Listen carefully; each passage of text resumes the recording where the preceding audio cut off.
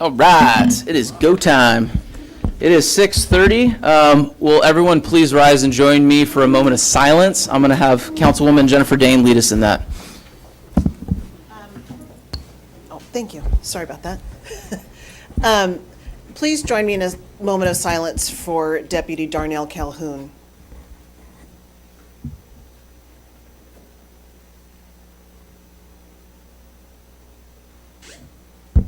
Thank you for that. Before we start the meeting out with prayer, we're going to give out two proclamations. I'm going to have Mayor Pro Tem Dale Welty and Councilmember Mark Terry give out those proclamations. Welcome. Whereas Daniel Andrew Calhoun was born June 24th, 1992 to Lonnie Darnell and Renee Calhoun in Pomona, California, and whereas Darnell was a man of God and raised in Mountain View Community Church and Diamond Valley Community Church, where he taught to be an active servant and disciple. And I think that's what he was. Nobody disciples more than giving their life, and what a stand-up image. And it's just incredible that a man steps out and gives his life for us. I want to go on, and now therefore be it proclaimed that the City Council of the City of Canyon Lake, California, do hereby extend their most sincere condolences to the family of Deputy Darnell Calhoun. We are eternally grateful for his selfless service to the Lake Elsinore Sheriff's Department and to the residents of the City of Canyon Lake. His commitment, his dedication, his bravery, and heroism will never be forgotten. Thank you. Deputy Isaiah Cordero. Whereas Isaiah Albert Cordero was born on May 13th, 1990, to Rebecca and Gilbert Cordero in Los Angeles, California. Whereas he grew up between Los Angeles and the Greater Inland Empire and was of Mexican and Puerto Rican descent, and whereas Isaiah began his service with the Riverside County Sheriff Office as a correctional deputy on May 5th, 2014, and was assigned to the Robert Presley Detention Center, and whereas during his time as a correctional deputy, he also worked assignments at the Larry D. Smith Correctional Facility and the Indio Jail. And whereas in February of 2018, he began the 204th Basic Academy and was promoted to Deputy Sheriff. And whereas he continued to work at the Robert Presley Detention Center and the Larry D. Smith Correctional Facility as a deputy prior to transferring to the Jurupa Valley Station. And whereas Deputy Cordero completed motor school in September of 2022, and he was currently assigned to the motor enforcement. And whereas Deputy Isaiah Cordero was an exceptional young man who was taken from this earth far too soon. His watch will be carried on by his brothers and sisters who don the uniform, and his legacy will live on in the same intention and the purpose he came into this world with. Now, therefore, may it be proclaimed that the City Council of the City of Canyon Lake do hereby extend their most sincere condolences to the family of Deputy Isaiah Cordero. Your unwavering commitment, dedication, and service will never be forgotten. Thank you, gentlemen. Will you please join me in prayer? Heavenly Father, thank you, Lord, for all that you give us, and let us be reminded of the men and women that made the ultimate sacrifice, Lord. Let us raise our heads up and be proud of everything that we try to do, Lord, and remember that they make the sacrifice and their families suffer dearly, Lord. We need to support them with all that we possibly can. Lord, I want to say thank you for the good times, for the peace times, and please, Lord, be with us tonight as we look over the city and we make difficult decisions. And in your name, amen. All right. We have a supervisor in the house, Karen Spiegel. Will you lead us in the Pledge of Allegiance, please? Please join me as we recite the 31 words that represent the freedoms that allow us this opportunity to gather tonight and all those that we have in this great country. I pledge allegiance to the flag of the United States of America and to the republic for which it stands, one nation, under God, indivisible, with liberty and justice for all. Thank you so much. All right, Madam Clerk, will you please conduct a roll call? Councilmember Castillo. Here. Councilmember Dean. Here. Councilmember Terry. Here. Mayor Pro Tem Welty. Here. Mayor Smith. Here. All present. All right, Mr. City Attorney, is there anything to report out of closed session? Thank you, Mayor. We have no items to report on closed session this evening. Mr. City Manager, I'm going to turn it over to you. Is there any changes to the agenda you would like to make? No changes this I do need a motion and a second to move forward. Second. Roll call. Councilmember Castillo. Aye. Councilmember Dean. Aye. Councilmember Terry. Aye. Mayor Pro Tem Welty. Mayor Smith. Aye. Motion carried. All right, moving on. Ceremonial matters, Citizen of the Month. Mr. Terry, please present our lovely Citizen of the Month. Do tell a story.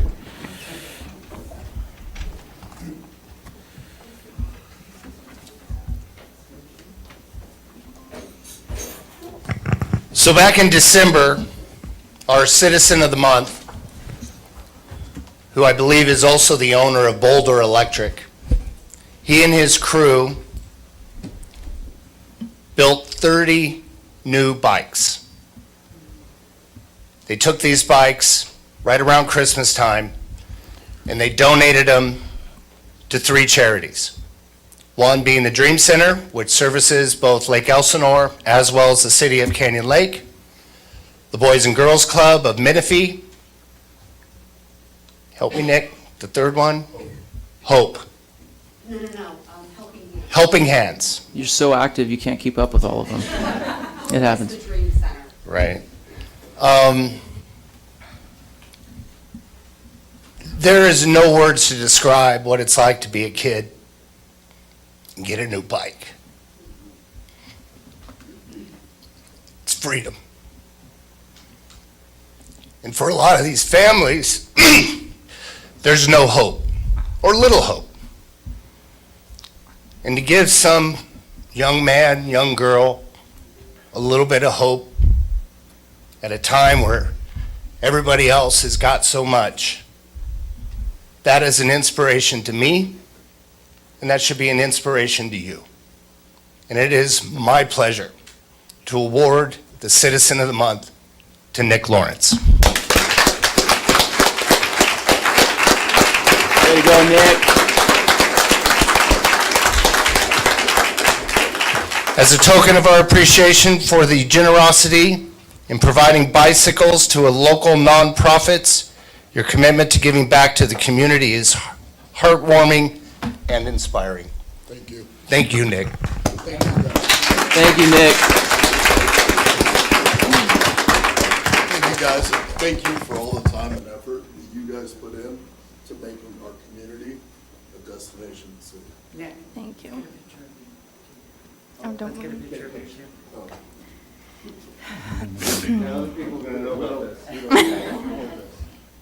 Okay, ready, 1, 2, 3. That means you're going to be insta-famous. 1, 2,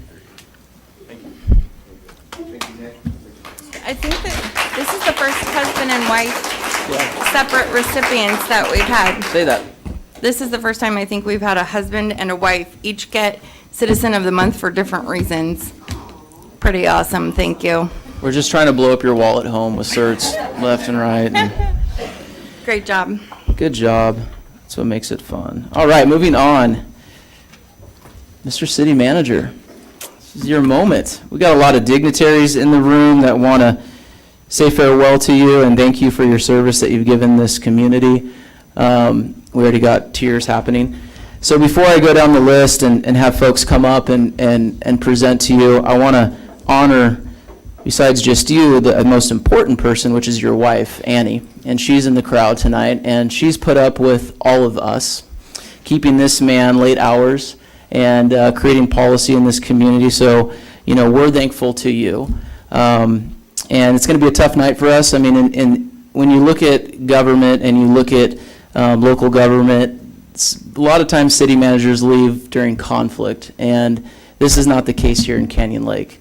We're excited for your adventure, but we're going to get to the council comments. But to start us off, we have our supervisor, Karen Spiegel. She's going to be presenting a certificate. So Supervisor, you get to lead the charge tonight and watch people start to cry, especially staff here in Canyon Lake. So welcome.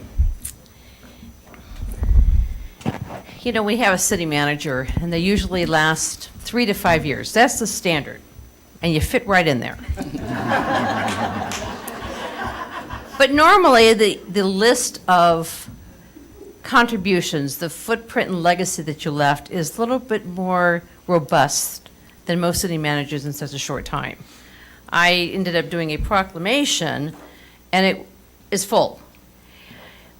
You know, when you talk about a city manager, when they're hired, they're always hired for the right reason.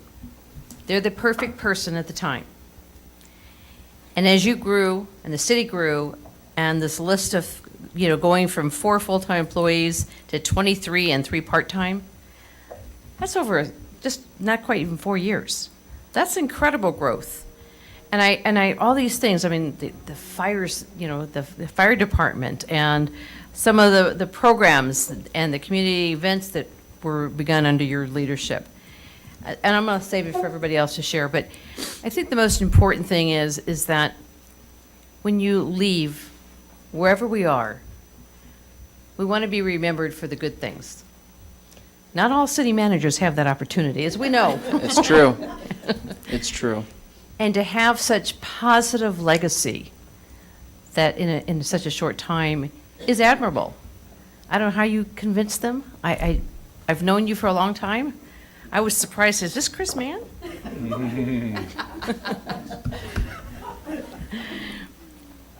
But seriously, I wish you a lot of success. I wish you a lot of more positive things that you're going to continue to do. You're still a young man. You got a few more years in you. So keep informed and keep us in date what's going on, because this is really impressive. And I just say, Canyon Lake, you're losing a great man. And it's going to be hard shoes to fill, but I'm sure the next person has that door open and ready to walk in. So thank you, Chris, for your service.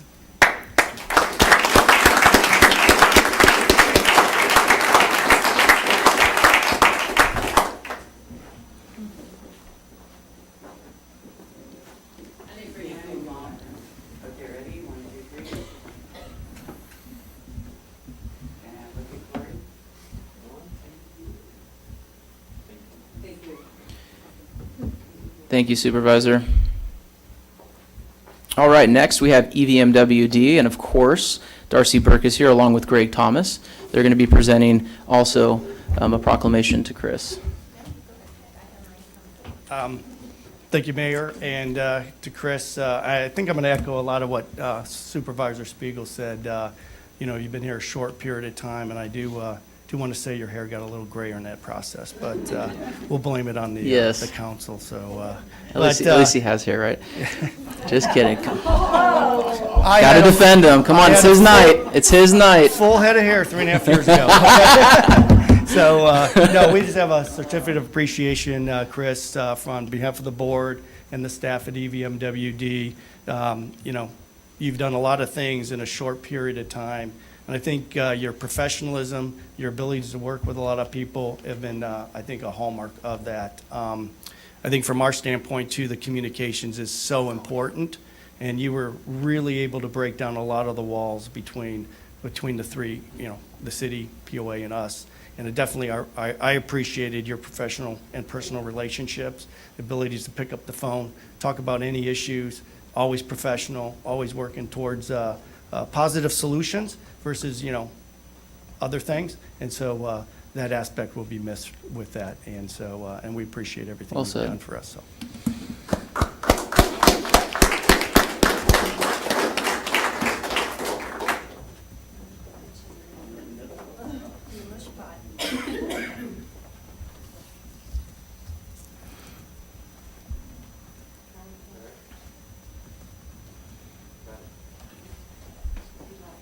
Thank you, Darcy. Greg, thank you. All right, next we have WRCOG Deputy Executive Director Chris Gray. Oh, perfect. Thank you for joining us this evening. Absolutely, my pleasure. I want to, just for the benefit of everyone here, the city council knows this, but you ask your city manager to do a lot. One of the things is ask them to be active in regional agencies. We have staff level committees, we bring issues forward. Everything that's brought to our elected representatives at WRCOG goes to the city managers first. And so I want to compliment Chris. Did an excellent job of representing the city. He was a tireless advocate for the city. He participated in all of his meetings. And let me tell you all a story about Chris. We had to go to remote meetings because of COVID, but Chris wanted to show up in person. A couple times, he actually came to our office, and he was the only city manager out of all Western Riverside County who showed up at our office. But we're going to miss Chris. He's been a tireless advocate for the city, an active member in our committees. He has represented the city, he has represented Canyon Lake with every fiber of his being, and we are truly going to miss him. And so we have prepared a certificate thanking him for his service to the region, and I appreciate the opportunity to share this with you all. I'm sure there's more to that story, right, Chris?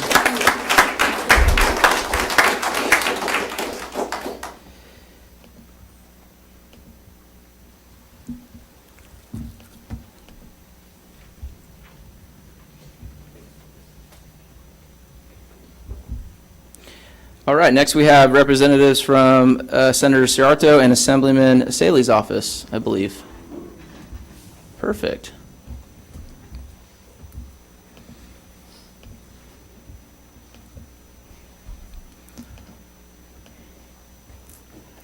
Is this a joint resolution? It is. California's budget cuts, right at its finest, right here. We get to view it. Thank you. I'm here on behalf of State Senator Sayardo, presenting you this certificate, commending you on your service to this city.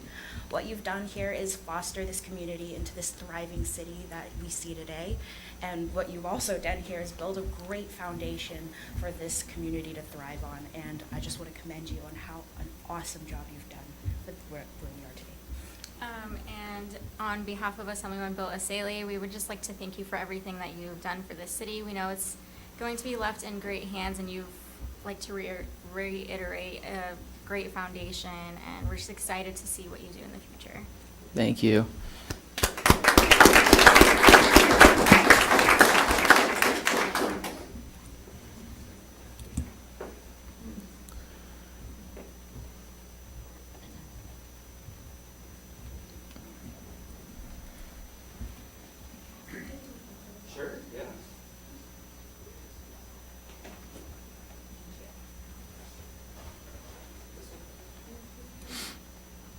This is where I wish there was background music, you know?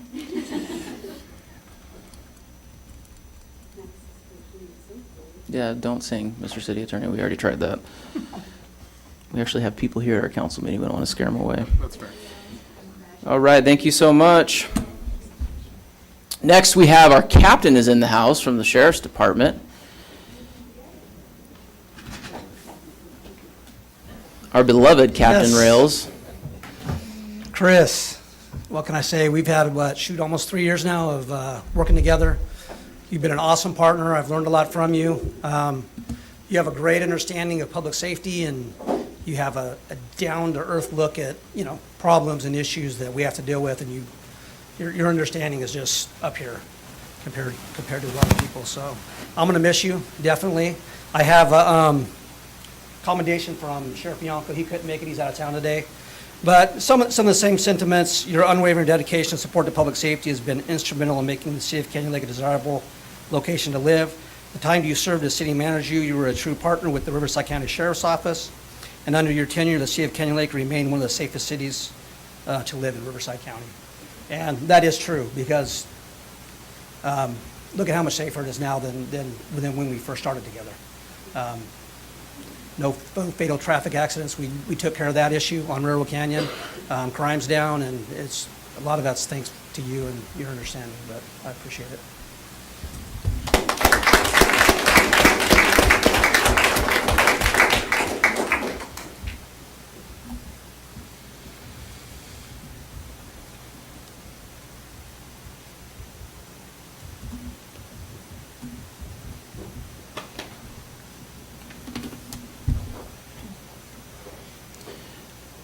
All right, let the waterworks begin now. The next one's our fire chief. And for those of you that are joining us, the chief and Chris worked extremely close during COVID to try to start a fire department. Some would say they're crazy, but I know their relationship is quite deep. So Chief, the floor is yours. Good luck, my friend.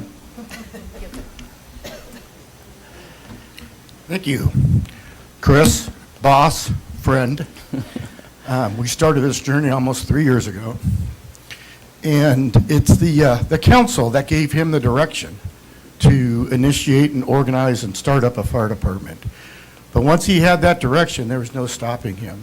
And I was honored to be hired as the interim fire chief to help put the pieces together, working with city staff, and everything that we asked for, you gave us. And we are grateful. And then you gave me the honor of making me the fire chief. And I thank you for that. We just had our first birthday, and it was pretty amazing what we've done in a year.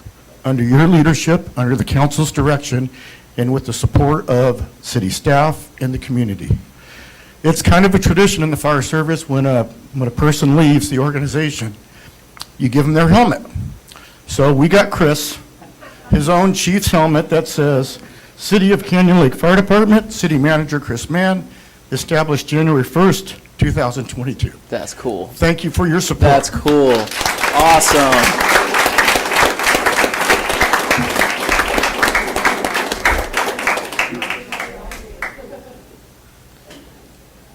It's a new toy for your baby.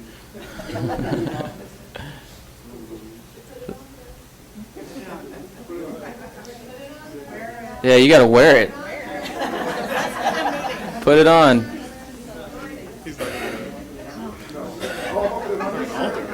Yes.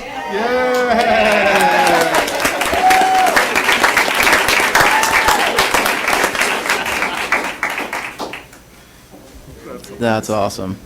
Thank you, Chief. All right.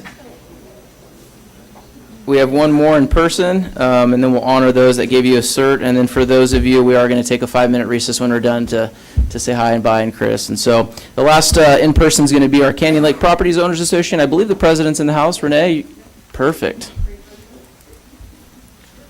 Oh, perfect. Greg's here too. I don't want to get fingerprints on it. I just wanted to, or on behalf of the POA, thank you for everything that you've done. And when the announcement came out and I saw the resume of all that you have accomplished, it was incredibly impressive. Thank you as a citizen from taking the city from an $800,000 deficit to a $400,000 surplus in a very short period of time. I'm very grateful for that. And then I was super excited, especially because you're going to where you live. And as we chatted about that, just the thought of you being able to skip out for a quick moment and watch your son have a baseball game or any little thing, you can be right there. And that is monumental for the family and for future kids and whatever. I mean, now you got fire helmets, I'm just saying. So we'd like to present you with this certificate of appreciation and just know that we treasure everything that you have done for the city. Thank you for an amazing fire department. Thank you for hiring Chief Latendress. He is fantastic and has made an amazing crew that takes care of us, and that's all because of everything that you put forward, so thank you for that. Do you have anything else? Thank you.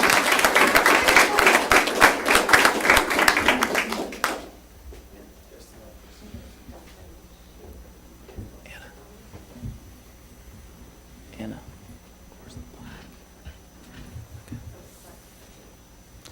We're gonna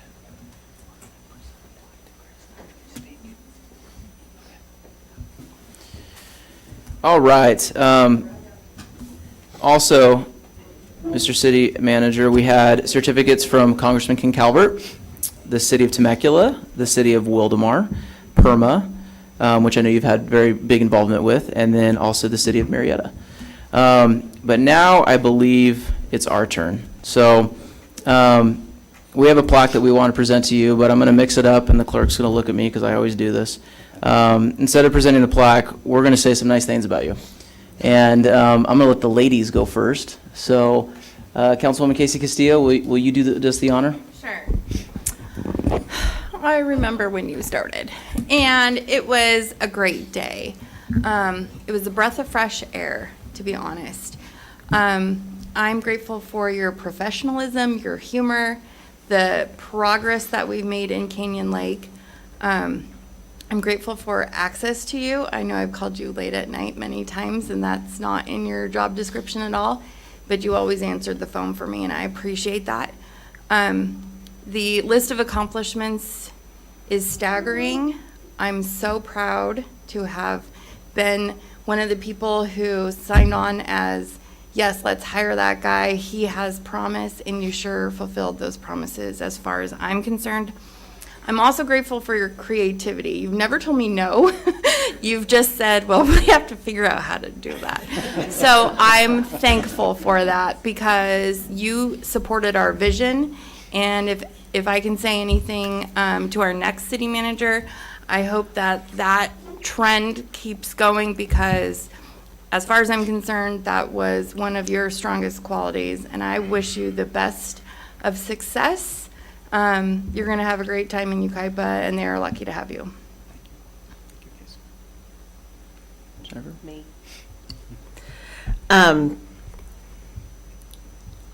I appreciate how much you've helped me in getting started. And for someone coming into this council that knew nothing, you always answered every question I had, always helped, always had good suggestions, good instruction when I had questions. And I just appreciate you, and we're going to miss you. Mr. Terry? Well, I think you're leaving just in time. Because I know I was wearing on you. The graciousness that you showed Councilmember Dane, I know I was starting to see a little bit of a difference in that. But I'm going to go back. I've been a resident here for 22 years. You changed the city. What I appreciate about you most, there are times that he looks at us and he goes, that's not the right thing to do. He then will advise us on what perhaps he thinks we should do. But his best attribute is he gives us the freedom to move in the direction that we feel as a council that we want to move in. At that point, he's no longer your advisor. He's now the pathway to the vision that we have or the direction that we want to take. I know that's got to be difficult, but it has been an asset to this council, and it has been an asset to the residents of Canyon Lake. I appreciate everything that you've done, not only as a council member, but I appreciate the fact that you saved our city. It means the world to me, means the world to my family. Mayor Pro Tem? You were my first city manager with developed this relationship with. I just was really blessed by that, to be able to come and learn from you and help us guide us. And I have to give it to a city manager. Part of their job is to manage the council. And to me, it's like herding cats. As I watch he skillfully herded us around and not taking anything from the mayor, mind you, because he's doing a great job. But well, Greg, you're out there. You understand a little bit about and his ability to nurture us and nudge us in the same direction, even though we're all wandering off, has really been amazing. And we have a great council. We communicate well. We respect each other. And a lot of that comes from the city council. It comes from our city manager and his ability to keep us all focused on the mission, keep us all dedicated to what we're trying to do, which is to make Canyon Lake a great place. And the other thing I shared is that I have an older son and he has a baby son. So I got to, we talked a lot about the journey of being a father, and he actually asked me some questions because, I have to admit, I've never been the best father, but I have done it once or twice. So at least I have experience, maybe not the best skills, but we talked a lot about that. And when he announced he was leaving, I didn't want him to go, and I'm thinking, what can I bring to the table? What can we bring to the table? How can we talk him out of it? But you couldn't talk him out of the time with his family. And I didn't even go. I just said, we can't beat that. So just wanted to give it to you. Anyway, thank you. We're going to miss you. Thank you. Oh, man, this is tough. What's fun about governing in a small city is you get to be creative. And, the stuff that we tried to throw on walls in that closed session room, the fact that it stick blows my mind. And I think because of your creativity, like, Mr. Terry said, you saved the city. And you should be proud of that hard work. You should be proud of the leadership that you brought to the seat. And I'm going to miss our 7 a.m. phone calls because I knew Chris was always driving in at 7 a.m. and I could call him, and he had to take the call because no one else is gonna bother him at 7 a.m. but me. It was when I called you on Saturday morning when it got weird, because you would remind me that this is now the weekend, Jeremy. Are you sure that you're trying to call me? But we developed a friendship. We have developed a sense of need and want to do better with public service, and I think I learned that from you. I just appreciate you. I know you're going to do phenomenal things in your next chapter. You're not going to have as good as council as this one. I've called all of them, so I know, by the way. But I just want to say thank you. Thank you from the bottom of my heart. The quick story is when we got elected, Casey and myself, we opened up the books to City Hall and we found out that it was a disaster. And so the first thing that had to go, unfortunately, was the person in your seat. And now we said, what are we going to do now? We're screwed. We don't have a city manager. And Larry Green and I, we interviewed, quite a few people, and you came to us, and you killed it. You knocked it out of the socks. You were the only candidate that came forward with real life solutions on how to fix problems that A, we had, but B, that we didn't have. And I know that skill set's very unique in government, and I honor it, and I appreciate you. And best of luck, brother. We're going to miss you. We're going to miss you. We're going to call you still, 7 a.m. Better ready. With that, I'm going to see if the staff has anything to say without too many tears. Right, Anna? Anyone?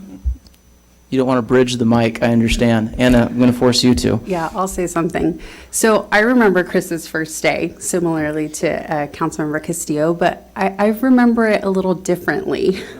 It was a good day. I'm not going to say it was a good day, but from the staff level, we were all a little nervous. We had never heard of Chris before. We just had no idea. Change is a scary thing for all of us, and so we were nervous. And we were a small staff back then, and you just came in and you fit right in. We were a little family, and I think, we still are a family, and you've just embraced that, and you've been such a great part of our family, and we're just so proud of you. You've done so amazing for Canyon Lake, and we're just so proud of you. So I'm really excited for you. Ukaipa's lucky to have you, and we love you. There's the tears that we were looking for. Any members of the public? With that, we want to present to you. I think we have a certificate for you, right? A proclamation. So can we just have all of us do it? I mean, we got Mike and Corey here, and we got the chief here, and can we get the entire team up here so we can do this for him? We got Terry in the house too, I think. Terry, join us. We got Bill Blankenship here too. So everyone that city staff, come up here so we can give this to Chris. We're gonna do a big family photo.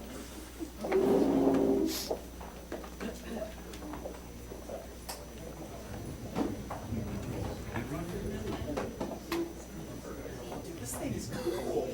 This turned out way better than I thought.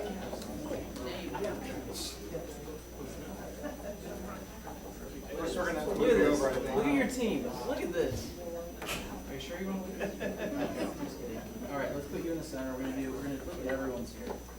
I'm going to do it here. Don't drop it. We're gonna take a photo. Corey, do you have your phone? You want me to take one for the city?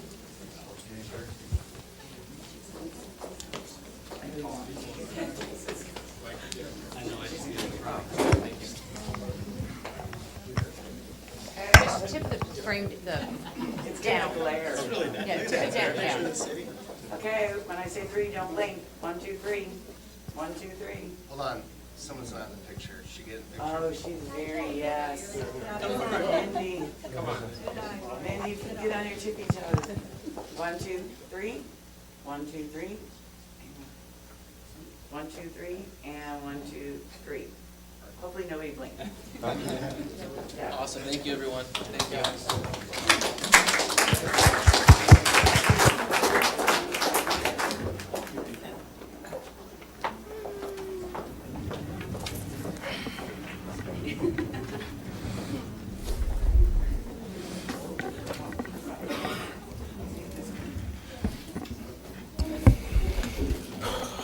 Mr. City Manager, floor is yours. I'm not going to get through this without crying. When I first came here 4 years ago, it was a life-changing experience for me. This city taking a flyer on a guy that had never been a city manager, but that had been a lifelong career goal for. I will ever be so grateful and thankful for the city and for each one of you. It's changed my life. A lot's happened in my life since I started here, professionally and personally. I started in March of 2019, in April, Annie and I got married. We got married and went on our honeymoon. I don't know how you That- convinced her to do that. I always joke with her, I Yes. say, I really like it when she goes out in public with me, because I figure people must be looking at us and thinking, he must be rich. Yeah. It's the best. It's the best line. I love it. I will try to break the tears this whole time, so. Thank you, thank you. You know, that following September, we bought and moved into our dream house. 2 years ago, last month, we had our first child together, Liam. Such a blessing. And through it all, this has been like one big family. I've also put on about 30 pounds and have a lot more gray hair than I did before. But Canyon Lake really is special. This community is amazing. This community embraced me. I want to thank all of you for that. Not that we all get along on every topic. Sometimes it's like quarreling siblings, But at the end of the day, we all have the same goal, which is to make this community the best it could be. And the people in this community are just so warm-hearted and community-focused and generous. And you've all been generous with me. I think about the journey we've been on together, and it's been just jam-packed with things we've done, programs we've started. It's been mentioned that, when I started, there were 4 staff members here and 4 full-time staff members. And now we've grown to 23 full-time staff members and 3 part-time staff members. And it hasn't been growth for the sake of growth. It's because we've been starting programs that have improved quality of life here in Canyon Lake and changed Canyon Lake. And, the budget being turned around, and the fire department and this staff. It has been such a hard decision for me to leave, but as was mentioned, the only reason is because I gained 2 hours a day back out of my life that I can spend with my family now. I wouldn't be leaving otherwise, and I want to thank each and every one of you. I want to thank this council. I want to thank the community. I want to thank my wife, Annie, for putting up with, late nights and, weekend phone calls. And sometimes we just have a half an hour at the end of the night to sit down and watch TV, and then the phone rings, Sorry. And I want to thank the staff. You have an amazing staff. As much as we've grown, it's still a lean operation, and every one of the members of this staff work so hard and wear multiple hats. To a person, we have the right team in place here, and Mike and Anna, we've kind of been like the 3 Musketeers over the last 4 years, and I'm really going to miss you guys. I'm going to miss you, Mike. And Corey's been a phenomenal addition to the team, and just fit right in like he's been here all along, and is just exactly what we need in the future of this city. And I got to say. Stephen here, I tell him he's really more than just a city attorney. He's kind of like a consigliere, I really feel like half the Is that an Italian joke? I feel like half the things I call him on aren't technically legal questions, but he's wise beyond his years, and a lot of the things we've done here over the past 4 years would not have happened without Stephen's creativity, without his willingness to say, yeah, I don't know. I mean, I see where you're trying to go. Let's see how we can get there. And the city's blessed to have Stephen. With the fire department, we started out on a path that was risky. And as this council has done many times in the past, you were willing to make hard decisions that were not always 100% popular, that had the potential to be highly controversial and could have ended badly, We didn't go into it thinking it would end badly. We did a lot of research, and we felt very strongly it would go well. But it would not have gone well had we not found Chief Latendresse. And I just thank God that we found the right man for the right job.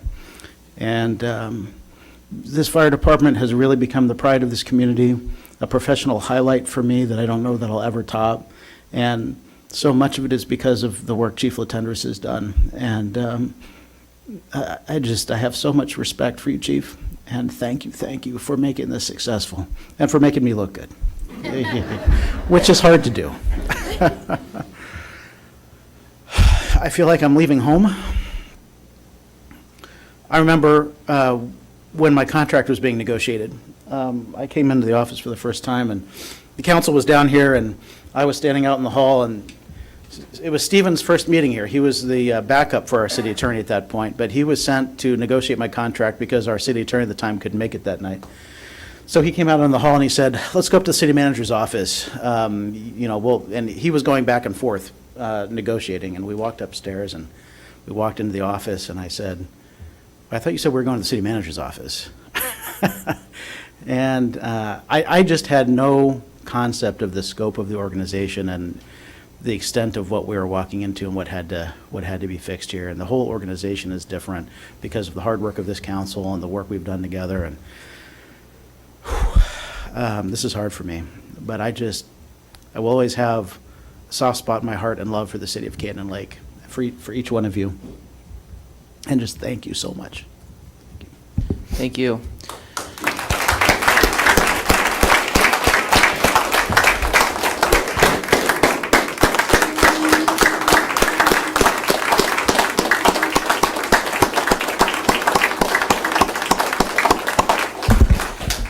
With that, I'm going to call for a 5-minute recess. The time is 7:13.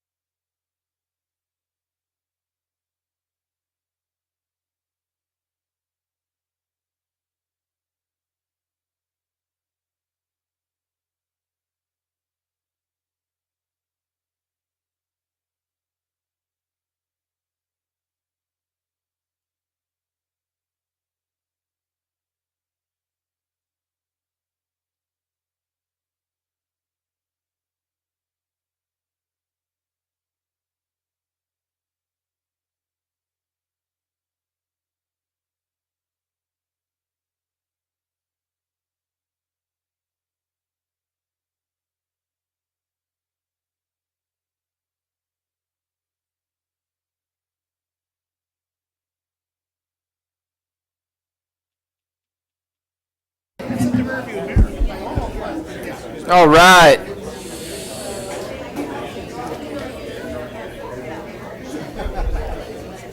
All right, I'm going to call the meeting to order. It is 7:24. Let's govern. All right, community report. We're going to start off with our lovely director, Darcy Burke. Let's hear it. Hey, everyone's excited tonight. Everybody's excited. We're fired up on gummy bears, and everyone's just living the best life. So, Well, take us away. Thank you, Mayor, council, staff, residents, and guests. I usually come here with really bad news, and tonight's no different. So, but I'm going to end on a good note, and Bill will want to pay careful attention to what I'm going to end with. So if you're following the news, we have a 206% now snowpack average, and our governor continues to talk about drought conditions, not a drought. So you'll also hear after they do the snow survey, you know, that guy goes up there, puts the stick in there, and either it's dirt or there's snow. Last time they had to use snowshoes to actually get to the spot where they do it. They mentioned that they raised the water allocation from our state water project from 5% to 30%, which, as you know, I'm going to speak water speak, that's about 1.27 million acre feet. And multiply that by 3, so about 3.6 million families for a year. That's the exact amount that he let go underneath the Golden Gate Bridge, in addition to what he had to for the biological opinion. So when you summarize what he's done in January, from January 1st to January 31st, he has let over 6 million acre feet go underneath the Golden Gate Bridge, enough to serve 18.9 million California families, or Southern California. When you have drought conditions, you can regulate how much water farmers get, you can regulate how much water communities get, and how much water is available for development and great big projects and all the things that make California wonderful.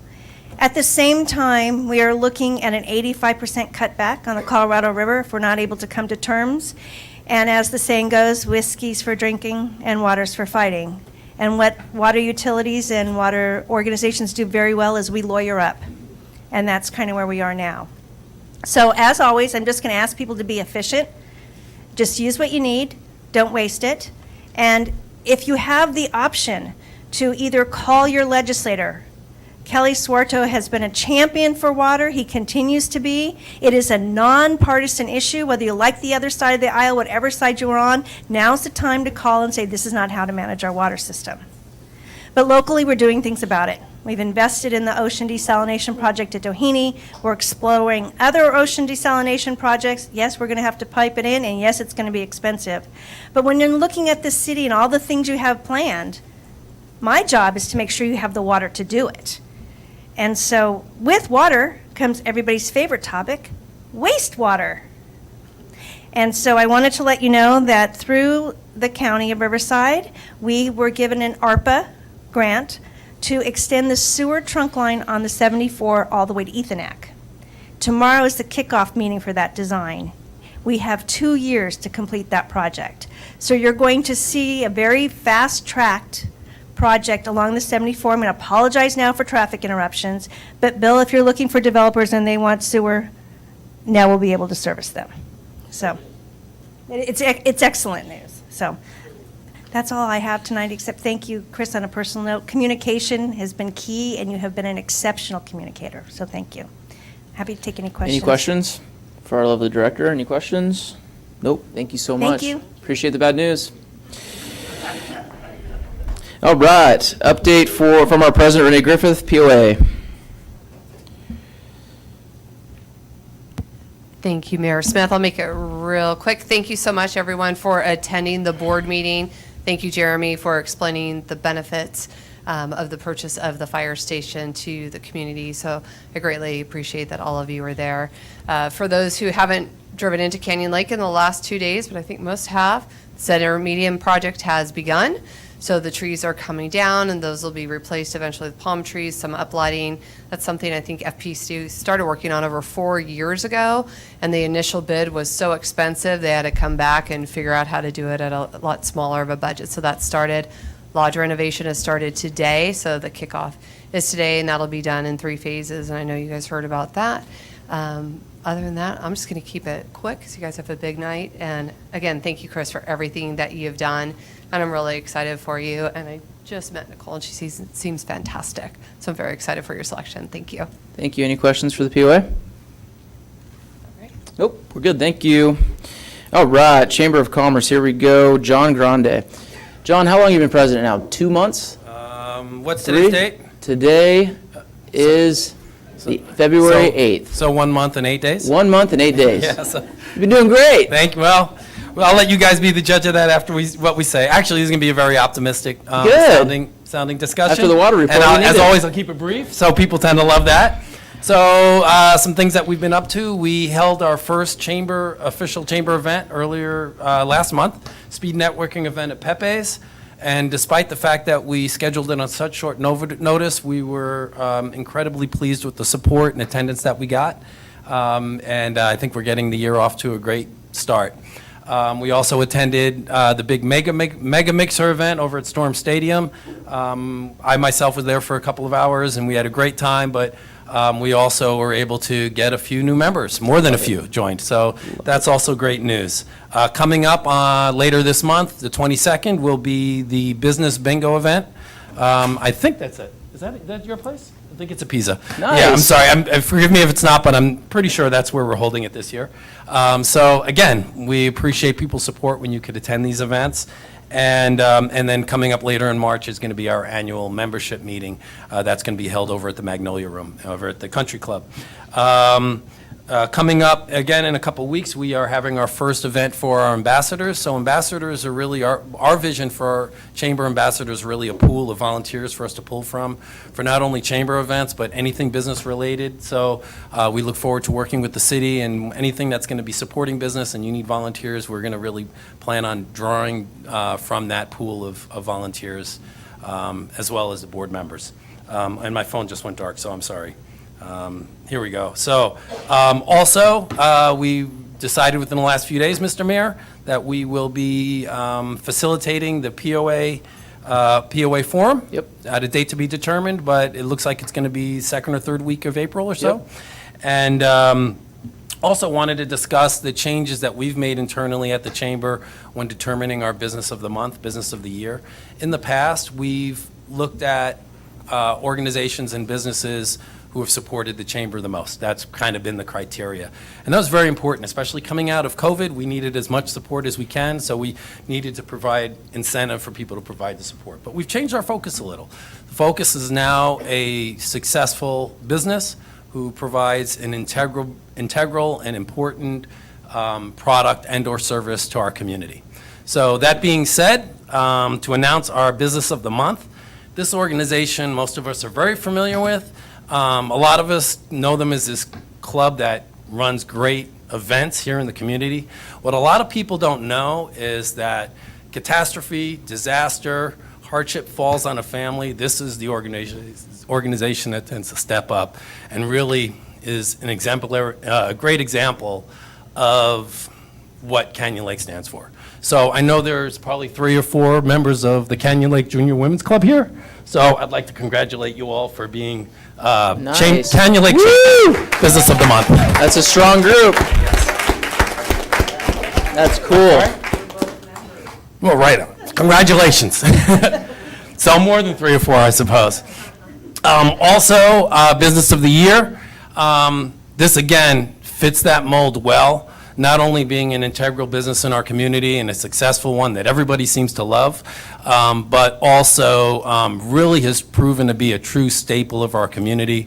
So I'd like to congratulate Joe and Shannon Luna at Pisa for Business of the Year. 100%. They're the best. Yes.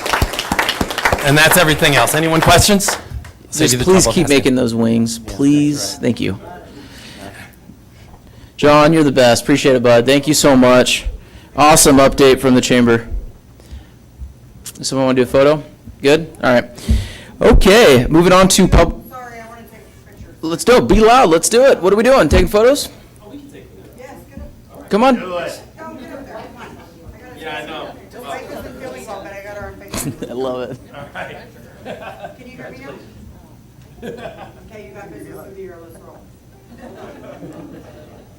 That's awesome. They do. Congratulations. That's awesome. Well deserved. Wait, Melissa. What? Did you want a picture with the Junior Women's Club treasurer? Yes, yes. Hold on. That's what we call a call out. That's fine, I'm good, I don't care. You're taking over my meeting. Here you go. Good job. This is controlled chaos here in Canyon Lake. It's a big deal. Yeah. Happy. Absolutely.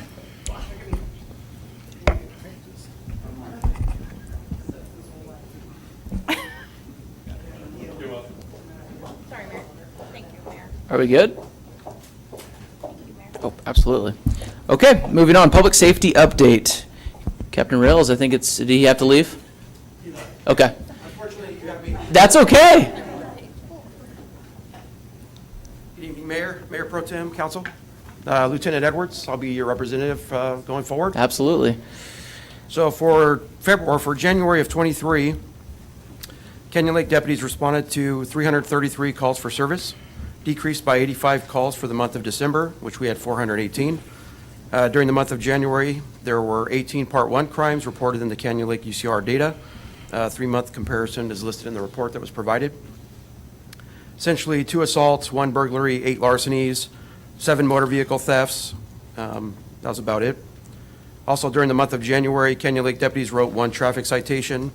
They investigated 4 traffic collisions, not including traffic collisions that there were no reports. Overall, there were 5 arrests made in the city of Canyon Lake, 1 for burglary, 1 for being under the influence, 2 for child endangerment, and 1 for a stolen vehicle. With that, you had 1 traffic parking cite, 1 DUI arrest, 4 TCs, and 5 arrests. Thank you, Lieutenant. Any questions? Recently, we rolled out a camera program. I don't, you probably saw the video, or if not, we partnered with you guys on it. I think we're up to about 54 people that have signed up over at the POA. So I know that one of the directors and I were going to do another push to get more and more people involved because I know it's worked good in other jurisdictions. So. Okay, perfect. Any questions? I have a question. Absolutely. Okay, thank you. I have one quick question. Sure. Lieutenant, on the time, the priority to time, Yes. do we know what the big increase was? Yeah, so your priority 1s and priority 2s were impacted by the events of January 13th and 14th. So because of Darnell Calhoun. Right. Okay. Unfortunately, that was some of the fallout, is that some of the response times were slower. Okay, Yep, thank you. That's all it was. Thank you for the Thank you. clarification. Appreciate you. All right. Moving on, code enforcement.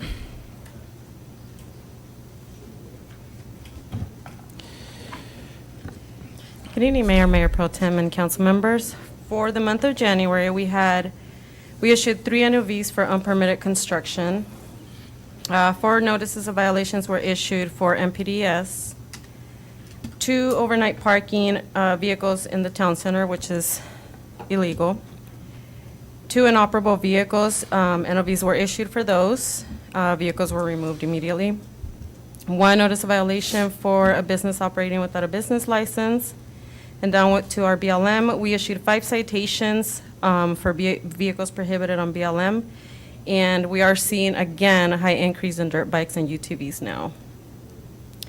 Down to our short-term rentals, there were 2 short-term rentals found. We issued a notice of violation for each one. They didn't comply, so now we are at the first citation for each one of them. And then down to our residential rental registrations, we have a total of 318 rental registrations. 271 have renewed, 47 are still pending renewal. 5 inspections were conducted for the month of January, and 37 are still pending. That's Perfect. it. Any questions? Nope. Thank you. Good. Thank you so much.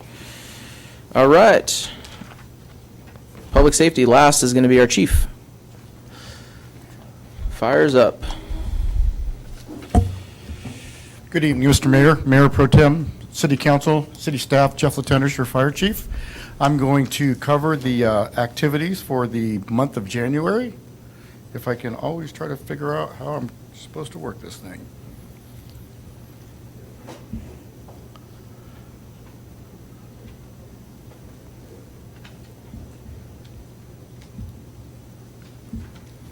Technology.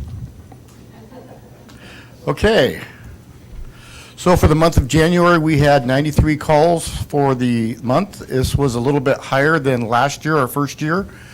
And again, as we reset our chart here, we'll be able to track month by month of how we're progressing along the month. So of those calls, we had 3 fire calls, 64 EMS calls, 1 hazardous materials call, 6 service calls, 13 good intent calls, 5 false alarms, and 1 that was not reported. Fire responses on January 12th in the Good Hope area, we had a vehicle fire. It was actually a stolen vehicle that was stripped and abandoned out there and then burned. So our engine assisted with that.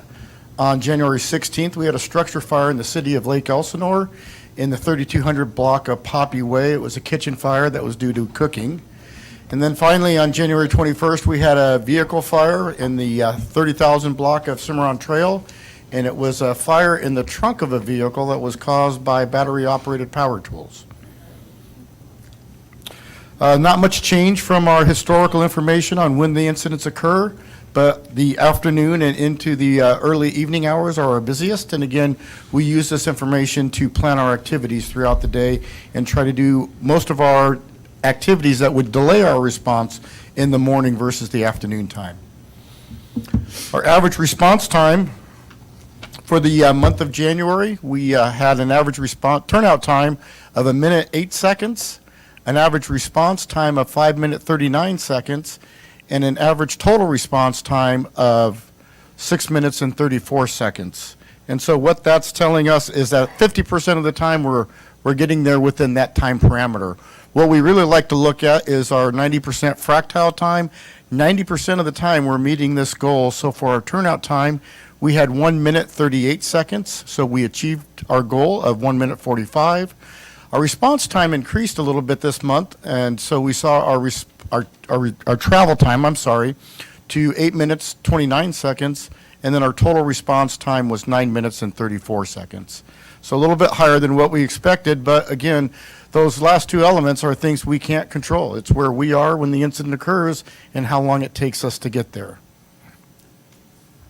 So this is where our calls occurred during the month of January, and you can kind of see it's a snapshot of a little bit of everything. There's really calls on both sides of the lake, and east side, west side, so a little bit of everything on the month of January.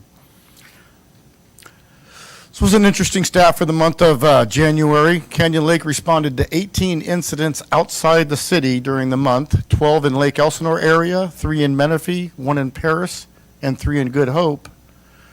This is a map of where those incidents were. And again, you can see that most of those are in the Highway 74 corridor. But conversely, during the month of January, Riverside County only had to respond to 6 incidents inside the city of Canyon Lake. So we were able to deal with the majority of our calls ourselves this month. A little bit inequitable there, but we're going to be looking at the entire year. And if we remember right, last year, the difference for the entire year was about 6 calls. So we're pretty happy with that. One of the incidents you may have heard about on January 4th, it's not really an automatic aid call, it's not a mutual aid call, it's what we call an assistance for hire. So we needed the assistance of the county's hazardous materials team. That is not under the agreement for automatic and mutual aid. So their resource was sent to us, and the city at some point will get a bill for that response. And we're prepared for that. We know that's going to happen occasionally, but it's a little bit different than our typical automatic and mutual aid responses. So I did want to highlight that for you. And again, a map of where the calls that CAL FIRE helped us in the city. And again, mostly our Railroad Canyon Road is an area that we get hit a lot on, right in that area. Training hours, Our A shift had 62 hours, our B shift had 17 hours, but I would like to point out that 2 members on that shift were off duty on vacation for 3 weeks. So when they're off, their hours don't add up for the shifts. And then C shift had 111 hours. And this month, we focused on elevated training. We brought in County Adult Protected Services to give us training on how to deal with the elderly. We worked on hose and pump evolutions. We are investing in one of our firefighters and sent them to fire investigator training.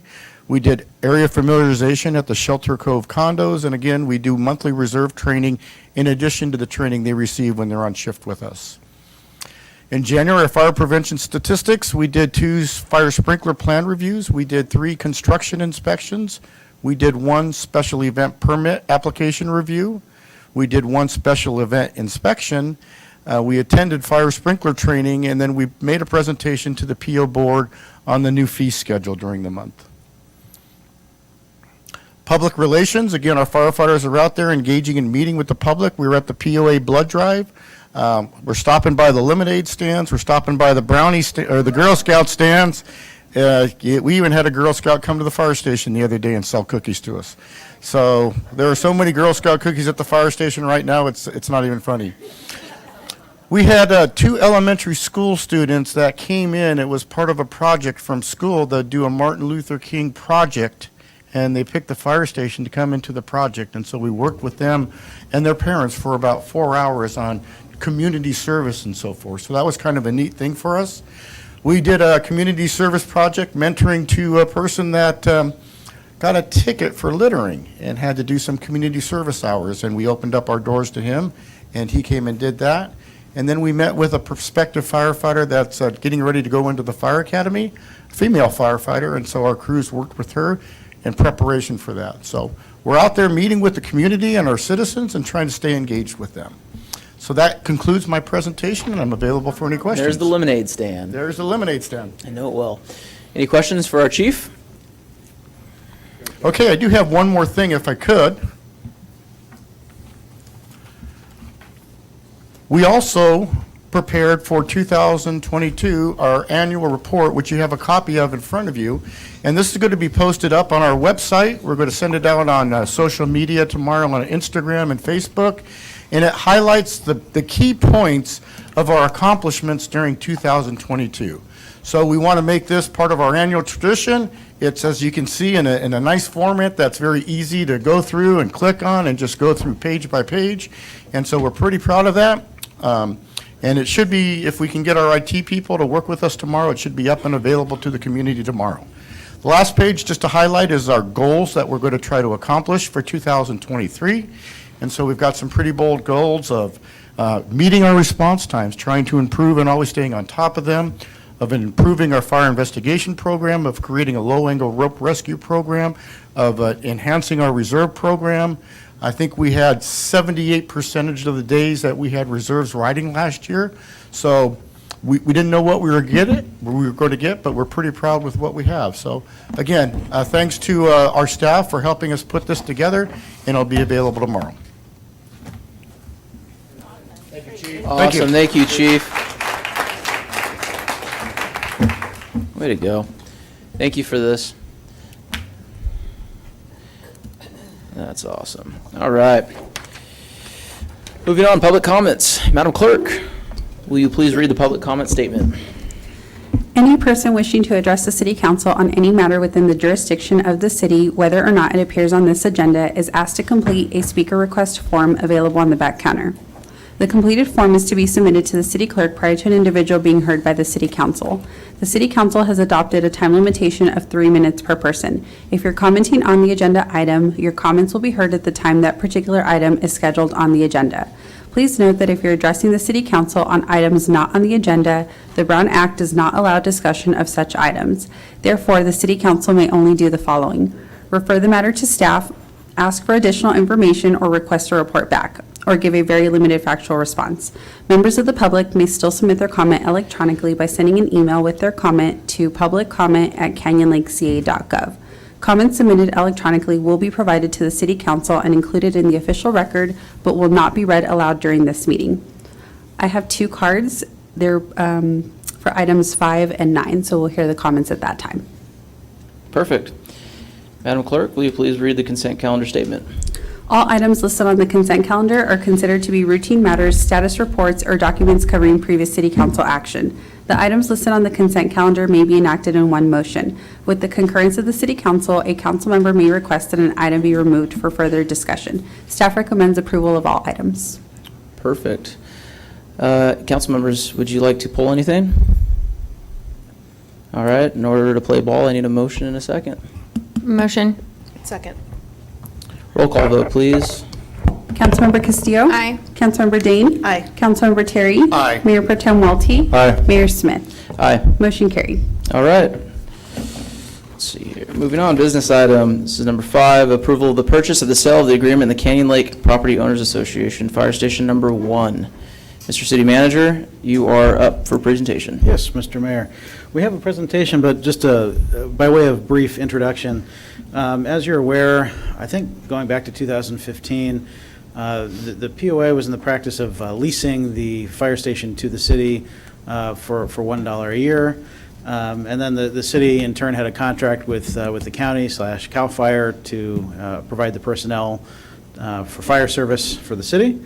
As the city prepared to start its own fire department, there were some initial discussions between myself and the POA general manager about solidifying a more permanent contract. Our most recent contract expired in 2021, I believe, and then per the terms of that agreement, it went month to month under the same terms. So as the fire department launched, it became imperative that we secure long-term stability for our fire department. The POA general manager and I had a discussion to that end where I first asked if there would be any interest in the POA deeding the fire station to the city, considering that we have a fire department now and the POA doesn't, and I thought it would be in both parties' interests. And at the end of the day, really the same people, the residents of Canyon Lake, would end up owning the station. At that point, he indicated to me that he thought that would probably not be possible because their understanding at that point was that they were unable to agree to a sale of the fire station without a vote of the membership, which is all of the residents of Canyon Lake. So my second request then was, okay, then can we consider a long-term lease under the same terms of $1 a year? I suggested a term of 50 years, which is similar to the agreement that the POA has with EVMWD for the lake lease of 50 years. Again, stressing that the city's interest was to secure the use of that fire station for the foreseeable future for our fire department. He indicated that's something that might be doable, so he went back to his board, reached out to me and said, listen, take the existing lease agreement, make the changes you'd like to see, and send that draft over to me. So I did that. Sometime later, the draft was returned with their edits after having spoken to his board, and what they came back to the city with was that they really weren't interested in going more than a 5-year term, and it was important to them. To them, it was an issue of fairness that both sides have the option to terminate with 60 days' notice. So I brought that to the council. It was discussed, and the thinking at that time was that that did not accomplish the council's goal of establishing, securing the long-term lease of the use of the fire station for the fire department. So at that point, we did not continue discussions. We continued the lease under the month-to-month, and more recently, I believe it was December timeframe, we received a message from the POA that they would actually like to redo the lease and adjust the rate, the lease rate, up to just under $10,000 a month, which was a challenge for us. So we started talking about options and whether it might make sense for the city to acquire the fire station from the POA. And with that, let me turn this over to Chief Latendresse and Corey, and they have a PowerPoint presentation. Good evening again, Mr. Mayor, Mayor Pro Tem, City Council, City staff, Jeff Latendresse, your Fire Chief. I was given the project to kind of research the history of the fire station. And being we are a new department in the city, we're new to the community, didn't know all that had gone on before us, doing the research gave me a lot of background information on where, we have come from as a fire department, because we look back to our roots as a Canyon Lake volunteer firefighter. That's where we came from. So the fire station located, and let me thank Donna Ritchie for her assistance. She gave me a lot of old newspaper clippings that I went through tons and tons of books to try to dig through and get the history of. So again, Fire Station 1, as it's known now, 28730 Vacation Drive. We know the history of Canyon Lake. It was started in 1968 by the Corona Land Company. At that time, the POA was incorporated on May 5th, 1968, but there was no firefighters there. There was no fire station. The community was just forming. The Quail Valley Fire Station number 5, did exist, and if there was some type of emergency, that unit would respond into Canyon Lake. But understand, at that time, it was a volunteer department. There was no paid staff personnel. There were no paramedic service. There was no organized ambulance service. It was very rural in this area at that time. So in 1978, some concerned residents started and formed the Canyon Lake Volunteer Fire Department. They went to the POA, they made their pitch, and the POA actually identified a site on Vacation Drive that could be utilized for a future fire station. The land was provided by the POA, and it was going to be used as Fire Station 60, as the county had already identified that number for us. Ground was broken for the new fire station on April 5th, 1980. And so they had a big groundbreaking ceremony. County supervisors were out there. It was kind of a big event that we were getting our own fire station. Prior to that time, our volunteers from 1978 to 1980, our former council member Larry Green was one of those. He would, when he got paged out for a call, would actually go to the gate, wait for engine 5 to go by, and jump on as a volunteer for the fire department until our Station 60 was built here in town. So funding for the future fire station, from what I've been able to go through, was the POA made a land donation. And the POA basically is a community. It's the residents of Canyon Lake. They also budgeted $25,000 for the construction of the fire station. But the auxiliary firefighters, the wives and so forth of the firefighters, they were doing everything that they could to raise money and funds for the new fire station. They had what they called a membership drive, and they were trying to get everyone to pay $5 a donation, not that we would come to your house if there was an emergency, but just to support your fire department, to say, I'm a member of the auxiliary fire department. They did bake sales and pancake sales. Something I found interesting, a beer bust barbecue. Sounded like it could be pretty fun. A variety show, rummage sales, swap meets. They were painting addresses on the curbs, anything that they could do to raise money for the fire department.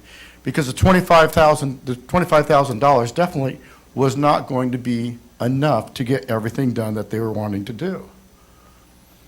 So there's a picture of Fire Station 60 in the framing stage in 1980. On August 1st, 1980, they actually had a formal grand opening for the new fire station. And when I went through and found these pictures in the paper, I recognized some of the names. Mary Martin. Well, who is she? Well, I didn't know her very well, but she was a famous Broadway actress. She was in The Sound of Music and Peter Pan, and she's probably most famous for her son, Larry Hagman.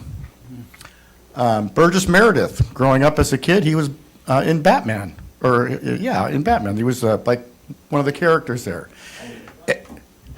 Penguin, that's who it was. Eddie Albert Jr., I remember his dad in Green Acres, and a lot of the other movies. James Keach. Supervisor Norton Youngglove was there. And somebody named Captain Sticky was there with the Sticky Mobile, and they seemed to make a big deal out of it. But that night, with all these celebrities, they had a big fundraiser meal for $50 a person. It was sold out, and they continue to raise money for the fire station. Because through the research I found out, the station was basically a shell.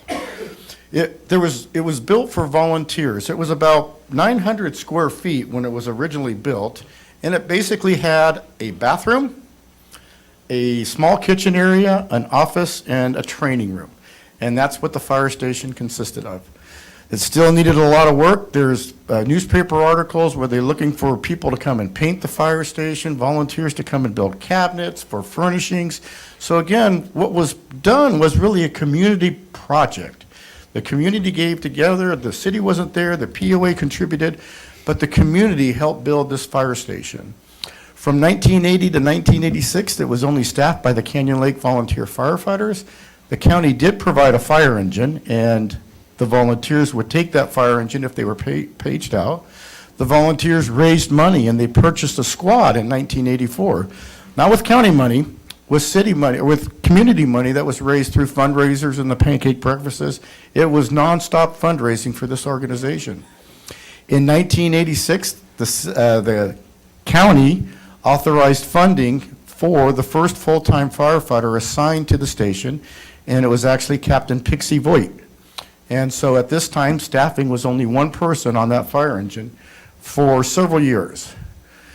1989 to 1990, the fire station was renovated from about that 900 square foot of living area.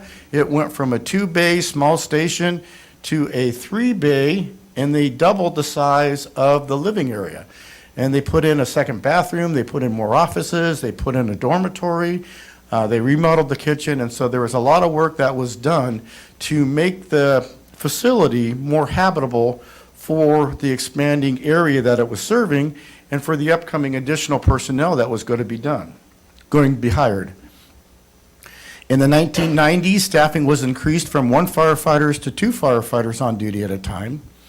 And then in 2006, the county implemented their paramedic program. And so staffing on all the fire stations throughout Riverside County increased from 2 personnel to 3 personnel. At that time, the city was now a city. These were increased costs that there's a lot of negotiations that went back and forth that a lot of people know the history of. But as a result of those increased costs, the city was forced to close the fire station from 2015 to 2017. That first year, from July 2015 to June 2016, fire responses and medical responses came from either the city of Murrieta, the city of Corona, the city of Riverside, or the city of Hemet. In 2016 to 2017, the city was able to work out a deal with CAL FIRE, and CAL FIRE would respond into the city based on a pay-per-call situation. July 1st, we were able to renegotiate a contract with CAL FIRE, and the station opened on July 1st, 2017. But prior to reopening the fire station, it hadn't been cared for the 2 years that it was closed. So the city was forced to spend over $110,000 to go in there and make the fire station safe again. We have to remember that over time, from when the city first got into the contract with POA up until today, the city is responsible for all the ongoing maintenance and utilities. There used to be grass out front. The city paid for it to change to water-resistant or drought-resistant landscaping, painting and maintaining the fire station. When equipment broke, it was the city's responsibility to pay for it. So we have been investing as a city in this facility since our original contract with the POA. In January 2022, after the city took over fire and medical services for the city, and we named the building Fire Station 1, we had to remodel it to accommodate the new staff that was moving in. So we converted the EOC into a captain's office and dorm. We converted the captain's dorm into the fire chief's office. We added walls to make a battalion chief's office. We upgraded the paint and flooring in these areas. And our firefighters repurposed the old EOC cabinets into new kitchen cabinets because the stuff that was in the kitchen was beyond repair. And so we spent over $150,000, I believe, on that remodel in January of last year. Additional work that we still want to do on the fire station, and some of it is happening as we speak. We have already installed a diesel extraction system so that when the engine leaves, the carcinogens, the benzenes from the diesel exhaust get sucked outside instead of staying in the apparatus bay and filtering into the living area. We actually are meeting tomorrow with the contractor that signed the contract today to complete remodeling of both of the bathrooms. Remember, they were built in the 80s and haven't been touched since then. We are working on bids right now for new apparatus bay doors for the front of the fire station. We're working on new cabinets in the laundry room, new paint and flooring throughout the remainder of the fire station. The exterior painting of the fire station is going to be done, and we're going to upgrade the lighting throughout all the fire station. This is funded and approved projects by the city council that we are moving forward on. Future projects that we haven't even talked about yet, but that could happen here, is a training room. Right now, we don't have a training room. We sit in the day room, and that's where we do our training. Separate sleeping quarters. A modern fire station built today is unisex facilities. We're sleeping in a dormitory with curtain rods and drapes for separation between ourselves. Additional or enhanced office space. Our battalion chief's office, if you've seen it, has no windows in the middle of the building. Replace the heaters in the apparatus room that don't work. Solar panels over covered parking in the parking area. A turnout storage room or a clean out room with modern lockers that allow for air circulation when your gear is wet. A primal vent for all the apparatus. We only have it for one of the apparatus right now. A weight room. Right now, our weight room is in the apparatus room. It'd be nice to have a separate room.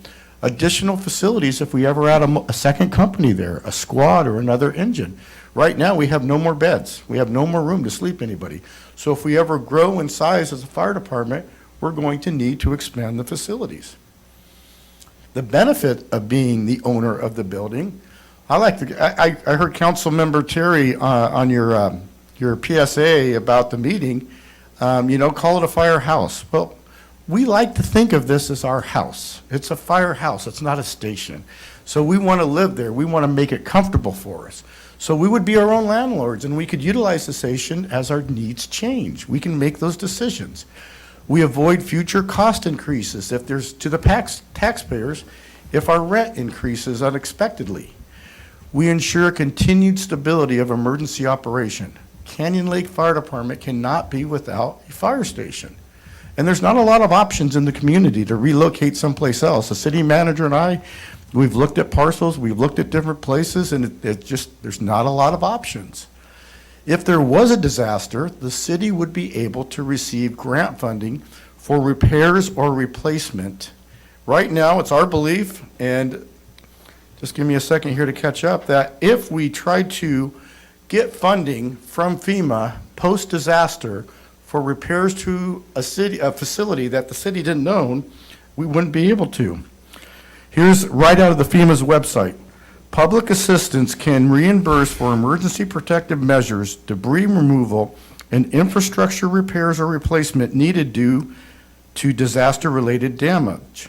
FEMA will provide reimbursement of at least 75% of eligible cost, with state and local governments sharing the remaining 25% of the cost. Eligible entities include state governments, local governments, and certain private nonprofit organizations such as schools and public utility districts. So it's our belief, based on the verbiage right out of the FEMA document, that as a leasee, with the POA being the property owner, we would not be eligible for damage to our fire station. The fire station's located in a very high fire hazard severity zone. It's located right next to the San Jacinto River. We could have either one of those that could cause damage that, with city ownership, we would be able to get grant funding. The city could also apply for other grants. There's what we call the AFG, or the Assistant to Firefighter grants. And again, that's a federal FEMA grant funded program. So if there's infrastructure or facility improvements, it needs to be to a governmental building. There are AFG grants for equipment that we would still be eligible for, but if we're looking to make our dormitories compliant for both male and female, we wouldn't be able to receive that AFG grant if we did not own the building. We've also been successful with our firehouse sub-grant program. We believe that grant program would still be eligible regardless of who owned the building. So that's my half of the presentation. I hope I've given enough background on where we've come from, and I hope the rationale for why we need to be the property owners of our fire station. So I'm going to turn it over to Corey now, and then we'll be available for any questions afterwards. Thank you, Chief. Good evening, Honorable Mayor, Mayor Pro Tem, and members of the council. So as part of the evaluation process to acquire the fire station property, the city researched other potential properties as well as costs to determine if there was a better alternative than the existing location. The reason for this research is that any time a public agency is considering an eminent domain action, California law requires that the agency demonstrate that the proposed acquisition is most compatible with the greatest public good and least private injury. While the focus of acquiring the fire station property has shifted away from eminent domain to a purchase agreement, this portion of the presentation will detail the research considerations, methodology, and findings that ultimately led to the conclusion that there are no other locations for a fire station that are more suitable than the existing property where the fire station is located. At the start of this research, we needed to find the answers to two questions. Number one, is there another property within the city that we could build the fire station on? And number two, what would the cost be to build a new station? To determine if there was another property, we started by identifying all properties within the city boundary and began narrowing down the list based on these conditions. First, we removed properties that were smaller than the existing lot. Second, we removed properties that were already built out and focused on vacant lots. From there, we looked at location, existing zoning, and lot topography. Location is important to the fire department's response times. Zoning and lot topography correlate to overall costs. To get an estimate on cost to build a fire station, we looked at neighboring cities that are currently in this process. Based on the property criteria, 3 vacant lots were identified that best matched the lot size and location requirements, but still were not ideal based on existing zoning and topography. All 3 lots are zoned residential and would require a change in zoning. Moreover, the lots on Inspiration Point and Vacation Drive are sloped, which would require additional costs to grade and flatten. In order to build a fire station that is similar to our existing station, we looked to the cities of Menifee, Beaumont, and the unincorporated area of North Shore. The stations being built are designed to house anywhere from 3 to 6 personnel, have multiple drive-through bays, and are slightly larger buildings than our existing station. All 3 are expected to be completed end of this year or early next year, and as you can see, the estimated cost to build these stations range from $8.6 to $11 million. So, taking into consideration that there would be significant costs involved to build a new fire station and acquire a vacant lot, the conclusion is straightforward. The acquisition of the existing fire station property through purchase or an eminent domain proceeding if necessary is the most cost-effective solution that is most compatible with the greatest public good and least private injury. And that concludes our presentation. Thank you, Mr. City Manager. Who hired this guy? Corey, not only do you have an awesome suit, but for those of you that don't know, we stole Corey from the POA, and we're very excited to have him. So thank you for the work on this. We really appreciate it. Yep, thank you.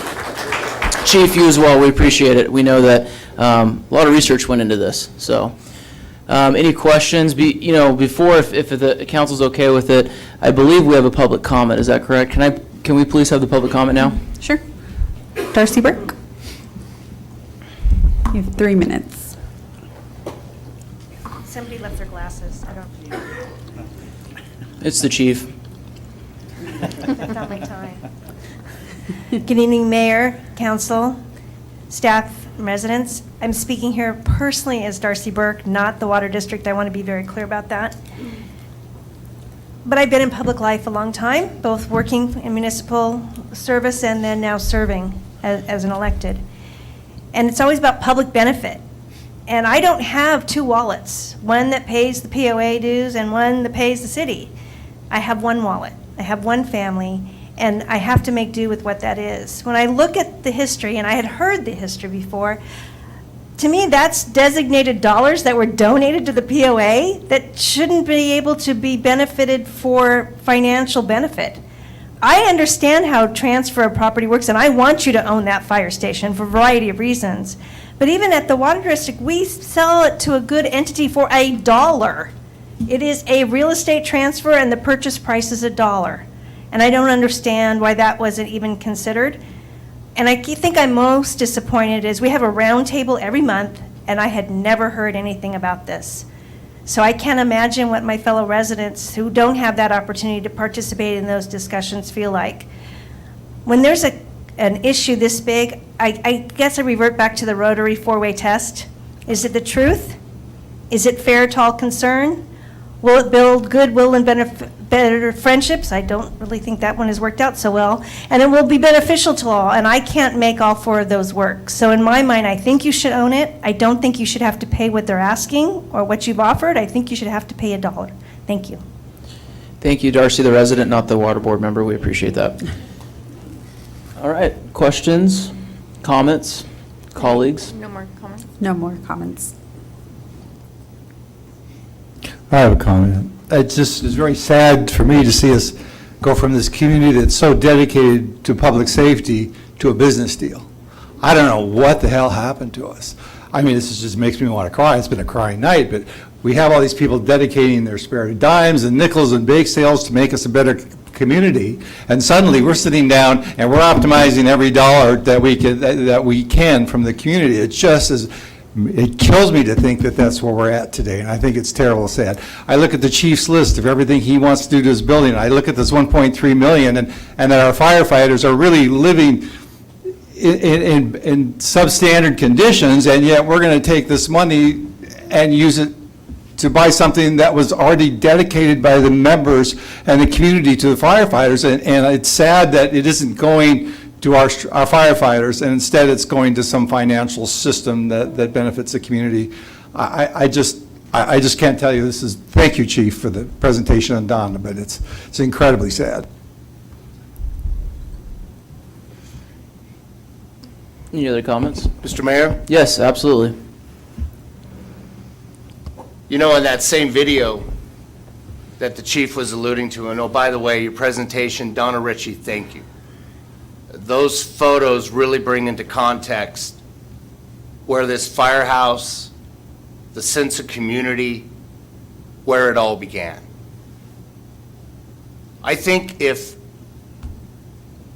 those members of our community back in 1980 knew that we were going to use the firehouse as a bargaining chip,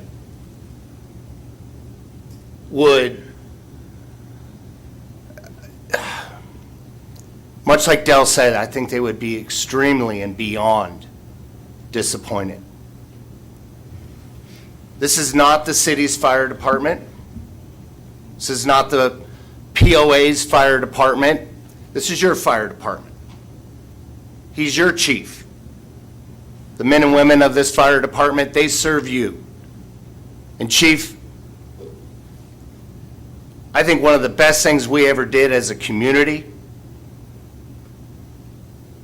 is have the guts to start our own fire department. What you have done in your response times, your engagement with our community is unmeasurable. Unmeasurable. The city's position has always been that we need to secure a long-term agreement, lease, just a long-term agreement so that we can provide the security necessary for the men and women of the Canyon Lake Fire Department. Number one priority. And at the end of the day, you heard the city manager go through the various efforts that this council has made. We've gone from $1 to where we are today. The question is, what is in the best interest of the Canyon Lake City Fire Department? More importantly, what is in the best interest of the people of Canyon Lake? And at the end of the day, that is my job.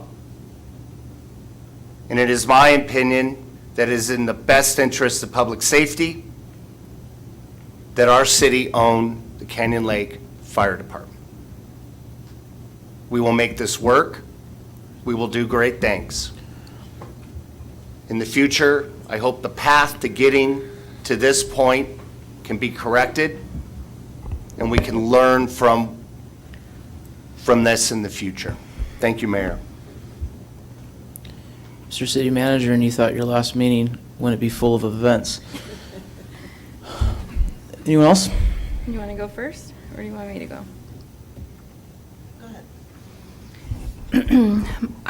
First, and to echo the sentiments of my fellow council members, but I have kind of a different addition. I would like to fact check tonight some of the comments I've seen on Facebook and at the POA meeting, because no one has emailed me, but I think that's how we're communicating lately. First, the purpose in acquiring the fire department is for a governmental purpose only. We are not going to evict the firemen and build a multi-unit apartment complex to meet our housing element. Saw that on Facebook. False. Facts. Fake news. Second, we are not contemplating trading the federal government, the fire station, for BLM land. Heard that last night at the POA meeting. Also false. Check.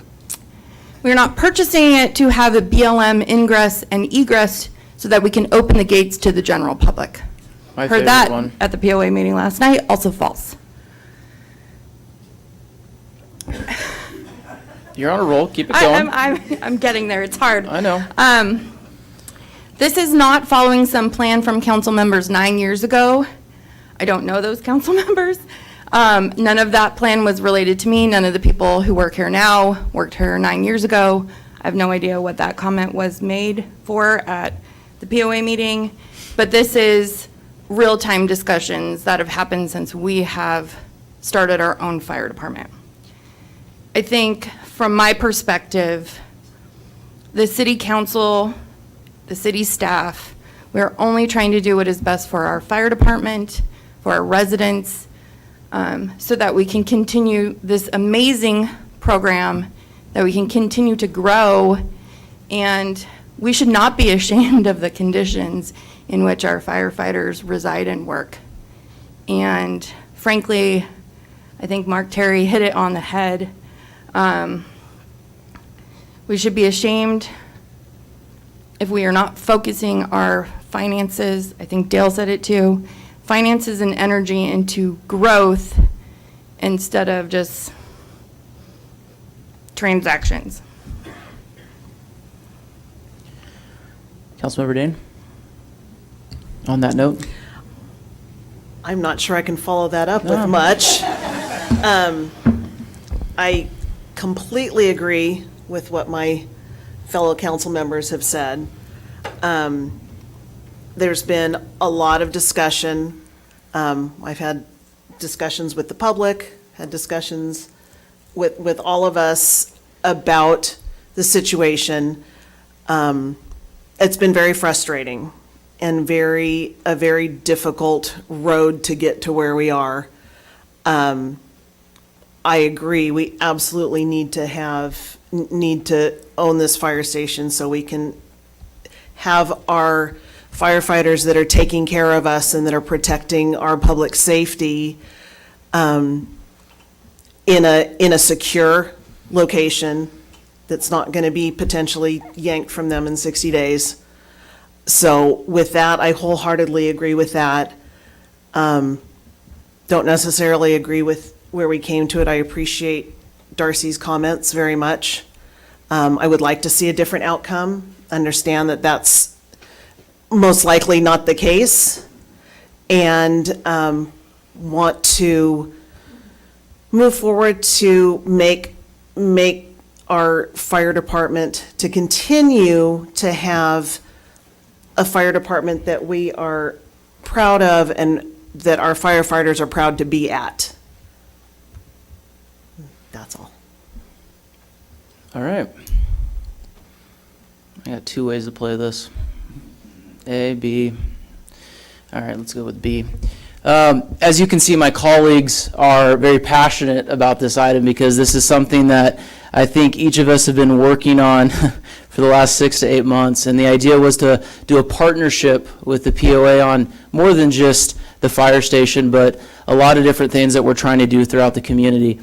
This council has had some serious conversations when it comes to the fire station. We were told early on that unfortunately the power at B's, that they were not able to make the decision from a board level to hand over or release the deed of that fire station to the city, so we had to make other arrangements. We had to have other conversations. Difficult conversations, the talk of eminent domain, the talk of having a friendly eminent domain process. This council has gone through the ringer on these conversations to make sure that we were doing what we believe is best for the residents of Canyon Lake. And I will say that I think the thesis of that thought has been strictly as a partnership. I know for myself and my colleague Casey, when we were elected in 2018, we were on a mission to break bread with the POA because the tension between these two agencies have been so thick.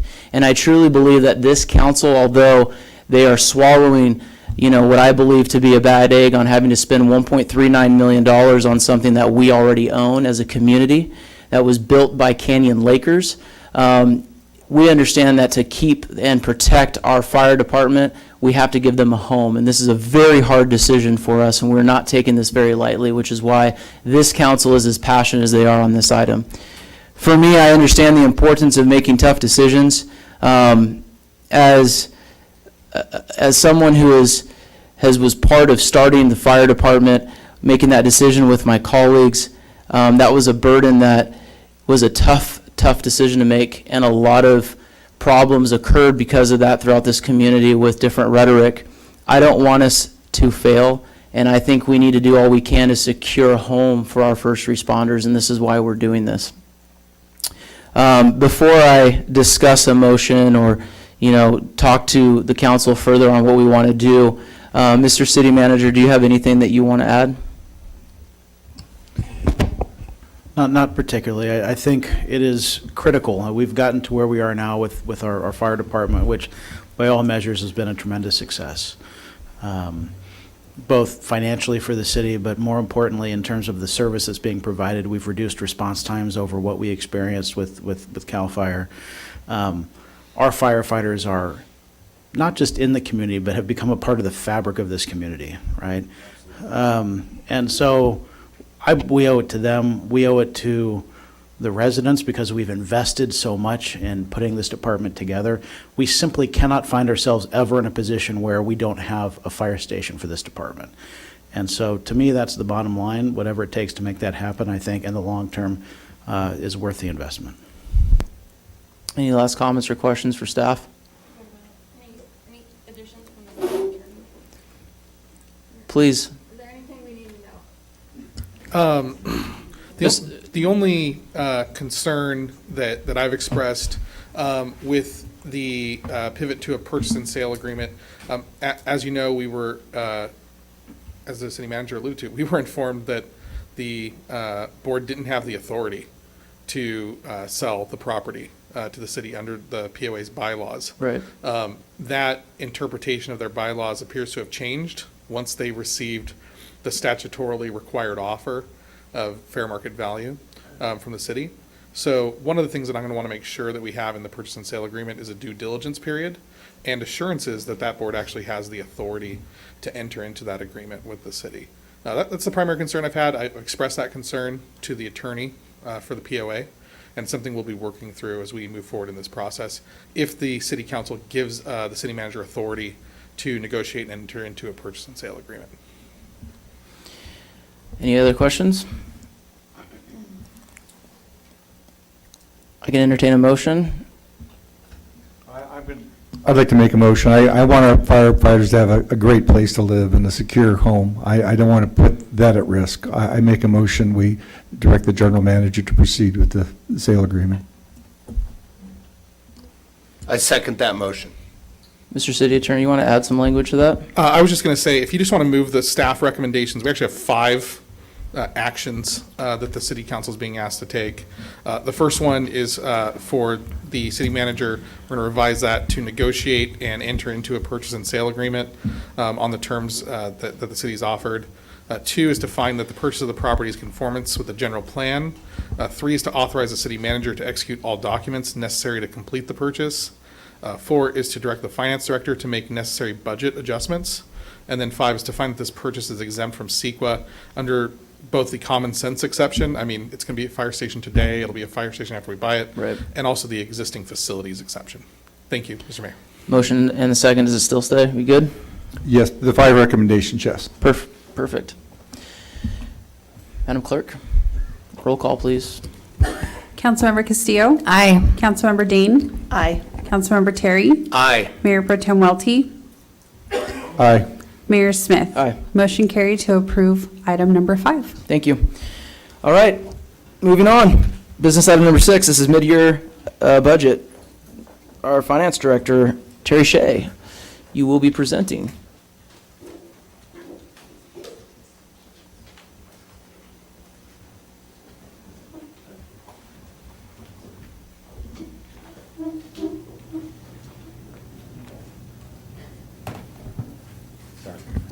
Your Honorable Mayor, City Council, gonna miss working with Chris. When he first came over, we went to lunch in Redlands and had a nice long talk, and I said, what a nice guy, can't wait to work with him. Been doing this for about 41 years. I know I only look 50, but a lot of, when new city managers come in, there's always expected change, and sometimes they just fire everybody without getting to know them. But Chris got to know everybody, realized he had some good people, just needed some direction, and so we really appreciate working with Chris. And I technically, well, not technically, I actually do have a contract to help the City of Yucaipa Finance Department, so I will get to see him, so. Anyway, so mid-year budget. So what we have here is the mid-year budget review and projections and proposed adjustments. So for fiscal year 22-23, the budget adopted in June of 22, the general fund revenues were $7.24 million, $7,241,000. Expenditures were $6,829,000. Our surplus was around $411,000, which we all remember from the year before where we projected a $700,000 deficit. So quite a turnaround. Between July to December, council approved an additional $68,000 worth of budget adjustments. So some financial highlights. So actual revenues through December 22 with projections are going to be approximately higher by about $141,000. Almost all revenues are projecting above, but we have one, which is our property transfer tax, which we get when a property sells. It's going to be down about $50,000 below the budget, but the rest of them are up.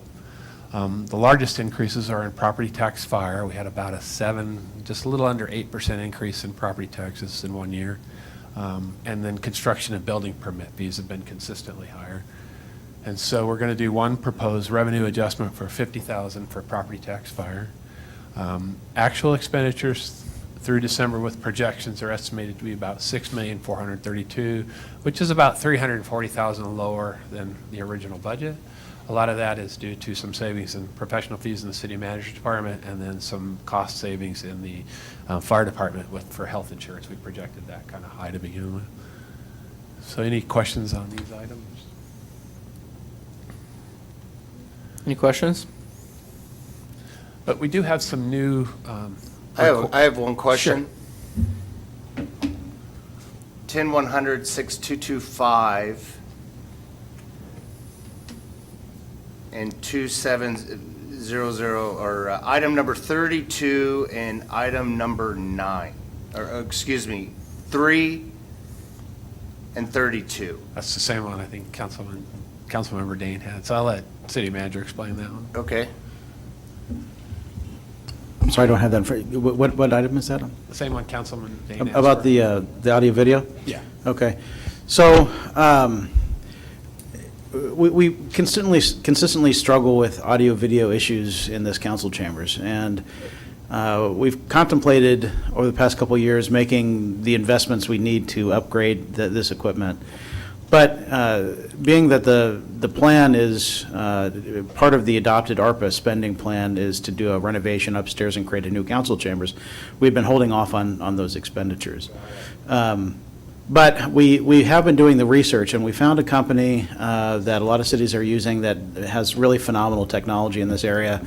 And not just in terms of cameras and broadcast, but also it pairs with agenda management software that's really makes it very user-friendly for the public.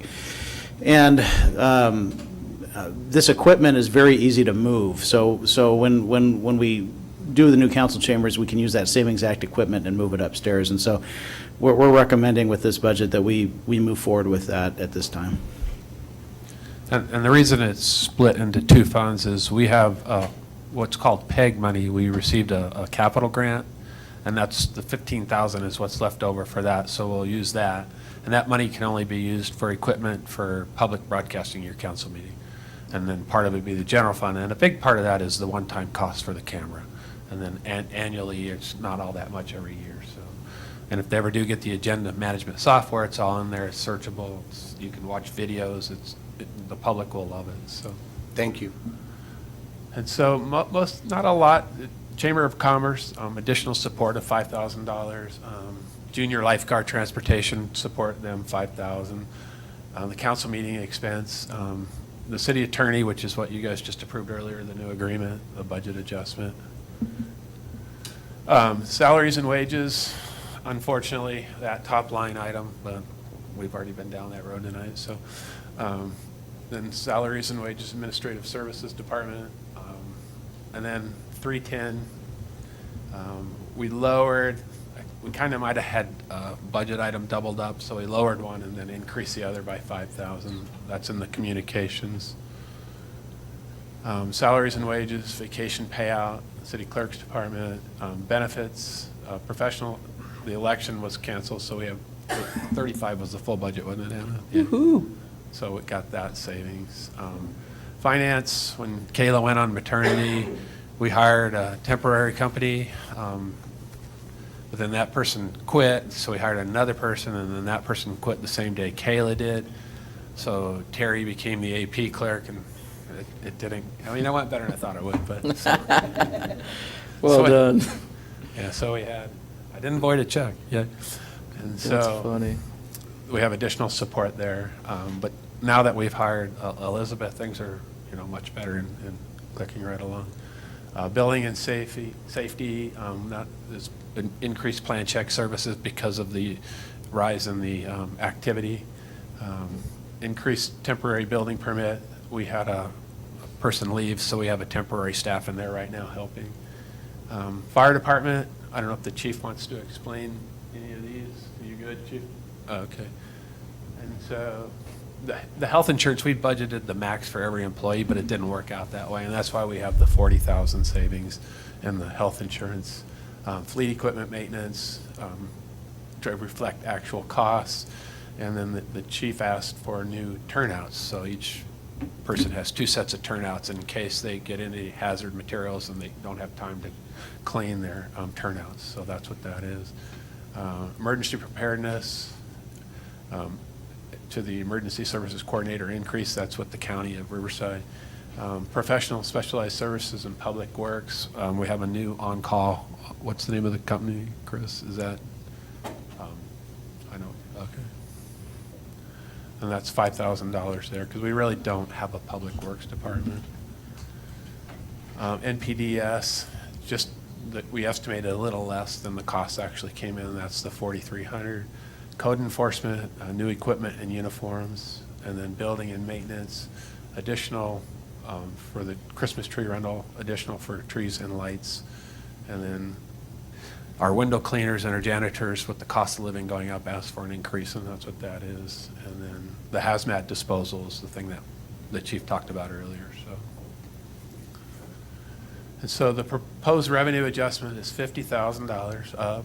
Proposed expenditure budget adjustments are up 186. The original budget surplus of 411,000, and then previously approved budget adjustments of 67,000, and then so that drops the projected surplus down to about 207,000. But I think revenues will be about 140 over, and I think expenditures will be a couple 100,000 low. So I think when all said and done, we'll be about 500,000 to the good for the year, so when we're done. So any questions on the budget? Yeah, can you repeat that? Sure. Just that last part. That's the third line, right?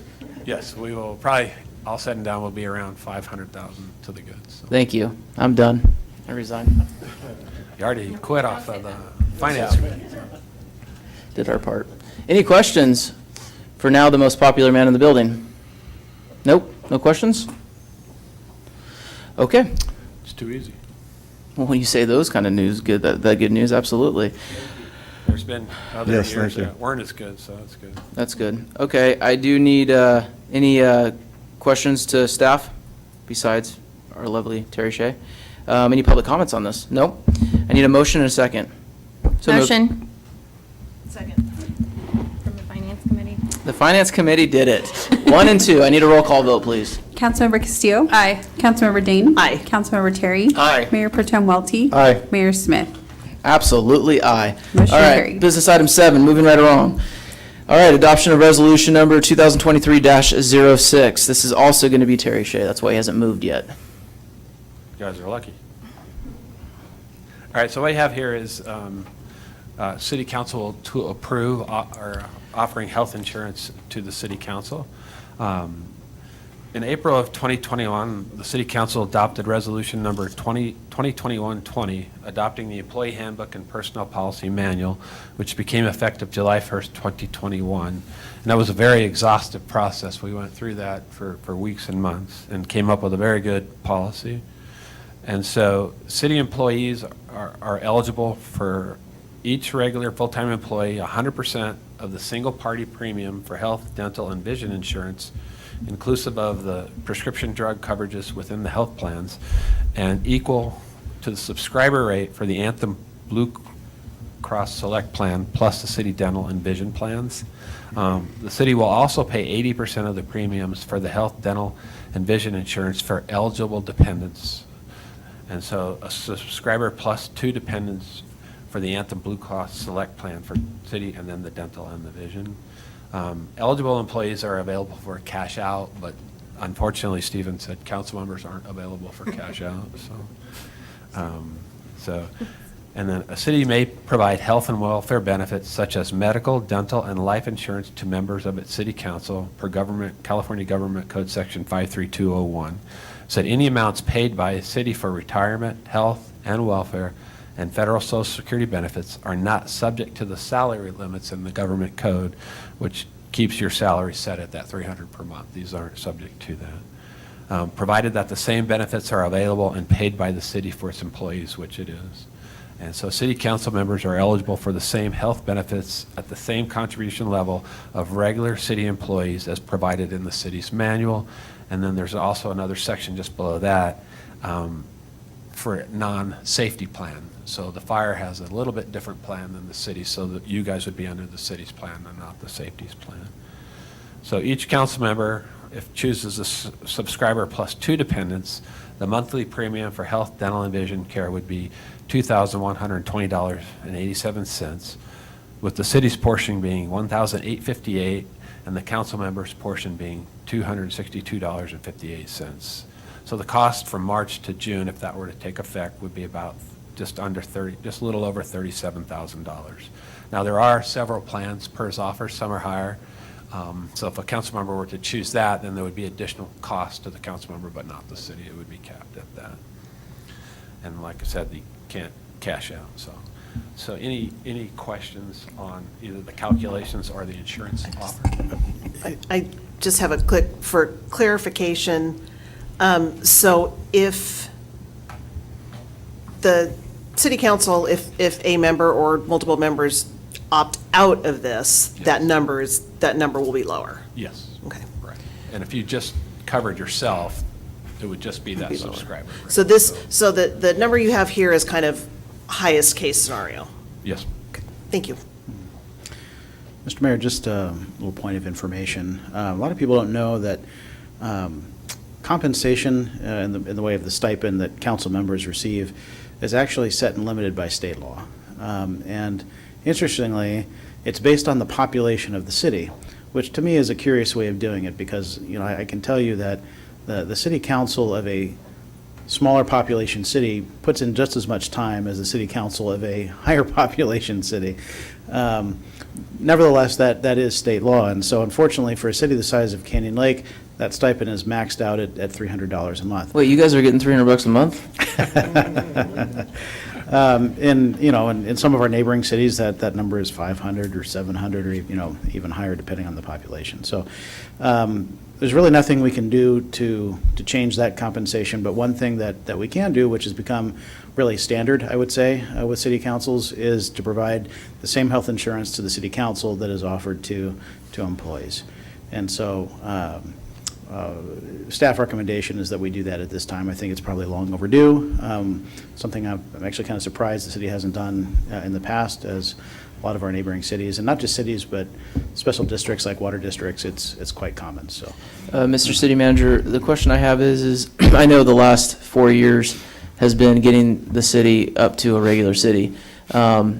This is one of those things. Is this going on around other cities in Southwest Riverside County or even Riverside County as a whole? Statewide, yeah, quite common, yes. And specifically authorized by state law. Yeah. Any other questions to staff? Okay, I need a motion and I need a second. Motion? Second. Need a roll call vote, please. Wait, public comments? No comments. Thank you. Roll call vote, please. Councilmember Castillo? Aye. Councilmember Dane? Aye. Councilmember Terry? Aye. Mayor Pro Tem Welty? Aye. Mayor Smith? Aye. Motion carried to adopt resolution number 2023-06. All right, moving on. Business item number 8, ordinance. This is where there's a lot of movement. Right, Madam Clerk, you're gonna keep me in line? Yes. Okay. Let's see here. City planner is gonna be doing this one. This is gonna be our adoption, finding the proposed zoning ordinance. I'm gonna let you read it all. It's long. You got your coffee? I'll make it short. Okay. So this is an urgency ordinance and full ordinance to amend our accessory dwelling unit provisions. This is something that normally when staff stands up in front of you, we state that while it's amendment to the zoning ordinance, we'd like to make these changes for these particular reasons. This is why we think it works. So when we discuss sign amendments or single-family dwelling requirements, we can debate that and understand it. That is not the case here. We have direction from the state. The state has given us a mandate with the basic inference, in my view, of trying to wring out all the different requirements that other jurisdictions have tried to impose on accessory dwelling units. So ironically, I was in front of you making an amendment to this very section last September, and subsequent to that, the state adopted several pieces of legislation saying that you need to now incorporate these or you can't issue any building permits for accessory dwelling units. So we are caught, like a lot of other cities, in the position of doing urgency ordinances. So we are doing one this evening, been working with the city attorney's office to incorporate that language. It generally has to do with the change in building heights, some setbacks, and procedural items. It really doesn't make that much of a change that I'm aware of that it would greatly affect any applications that are submitted. But again, this is a statewide action and probably was prompted by a number of circumstances that the legislature heard about. So the item before you is threefold. It's to take the environmental action, which ironically is also specified in the legislation as to what that is, and then move approval of the urgency ordinance and the regular ordinance. So that's a staff recommendation, and I'll be happy to respond to any questions. Any questions from council? Yeah, the only comment is this is going to be mandated by the state, as you said. So this will give some advantages to some homeowners and disadvantages to the others, but that's not something the council can control. Out of our control, unfortunately, once again. Mayor? Yes. If I could, the legislature has, I think for the past 5 or 6 years, amended the accessory dwelling unit mandatory requirements that they are imposing on cities, I think almost every year. Yeah. That sounds We're about doing right. our best to kind of roll with the punches and to keep our ordinance up to date. It would be fantastic if Sacramento could take their time in crafting this legislation so that maybe we only had to update the ordinance once. But I think, like Jim said, I think that they're trying to react and playing whack-a-mole. They come up with legislation, some enterprising city council somewhere who doesn't want ADUs, comes up with some ways to block it. They pass a new law. And so it's going to be going like this. So I just would say we're doing our best to keep it up to date. Don't be surprised if we're back next year. I get it. All right, so there is going to be 3 separate motions here. The first one, I need a motion and a second to adopt the exemption finding that proposed zoning ordinance amended and except from the California Environment Quality Act, CEQA. Mayor? Yes. I would suggest that if you wanted to take Can I take up all three? If you wanted to, go right ahead. Wish I would have known that before the script was written. I saw the length of the section that you're on, and I think we could get away with doing all three. I at am the same very time. happy to take up ordinance number 8 as one motion and a second, please. I need it. I'll make the motion. Second. Roll call vote, please. Thank you, Mr. City Attorney. Councilmember Castillo. Aye. Councilmember Dane. Aye. Councilmember Terry. Aye. Mayor Pro Tem Welty. Aye. Mayor Smith. Aye. Motion carried to approve item number 8. Can I do the same thing on 9? Okay. And 10 and 11 and 12 and 13 and 14 and 15? You could on 9, but we may want to talk about it. Yeah, let's talk about it. Okay. Oh, the dreaded number 9, our dock ordinance. Here we go. All right, number 9, ordinance. I do need a presentation by the city attorney on this. So before, if I don't mind, interrupt myself while I interrupt you. We've had the opportunity, when this was sent out to the council, to review, and I think this just needs a second look. It needs more time. I know that we were up against some time in regards to a moratorium. I think it expires in 3 months. Yes. I would like my council or colleagues, if they would like to make comments, feel free, but I would like to recommend that we extend the moratorium, and in doing so, we maybe send or put together a couple council members to work with a couple POA board directors along with the water agency to try to create a policy that makes sense for us. Is that something that we could do, Mr. City Attorney?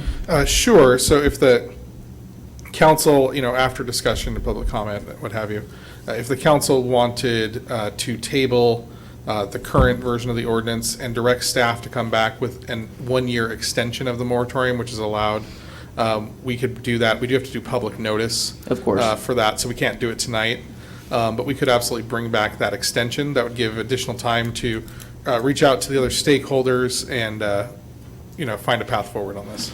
I would like to move forward with that, and then I know my Mayor Pro Tem's eager to speak and probably volunteer himself, and I'm already going to assign him to the committee.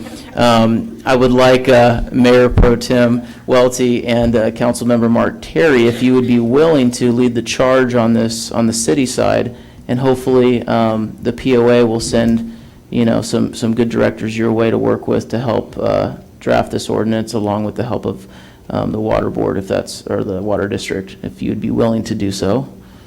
I'd be willing, with the help of the great talent from the POA and from the water, AVMWD, that would be great. And I'm looking at Darcy. How come you didn't name Darcy as a volunteer for this? So, anyway, yeah, I'd be happy to. Because when I called Darcy, she was in Vegas this weekend, and she even still was willing to help us out. So she's gonna be there helping. Mr. Terry, you good with it? I'm good. So can I get a motion and a second on extending the moratorium? So it would be to table this ordinance. Table this ordinance. Direct staff to bring back. Direct staff to bring back the moratorium. Is that correct? Yes, and then, Mayor, I did just want to add one thing, just for the record. Absolutely. I did get a question regarding potential conflict of interest, whether council members who had lakefront property were somehow precluded from participating in either this discussion or on the committee. I did want to draw the public's attention to Title II of the California Code of Regulations, Section 18703B2, which does state that a city council member can participate in a decision if the effect on them is no different than the effect on the public generally. And that is defined in the case of a primary residence. I know during our training we talked about 20, 25%. In the case of a residential real property, when it's your primary residence, it's at least 15% of the residential real property in the jurisdiction. The most recent number that I received from the POA's general manager was that there's about 1,100 parcels on the lake, and we know from our work on the EMS subscription that there's approximately 4,800 residential parcels in the entire city. So we definitely exceed that 15% threshold, so any member of the council is free to participate, even if they own lakefront property.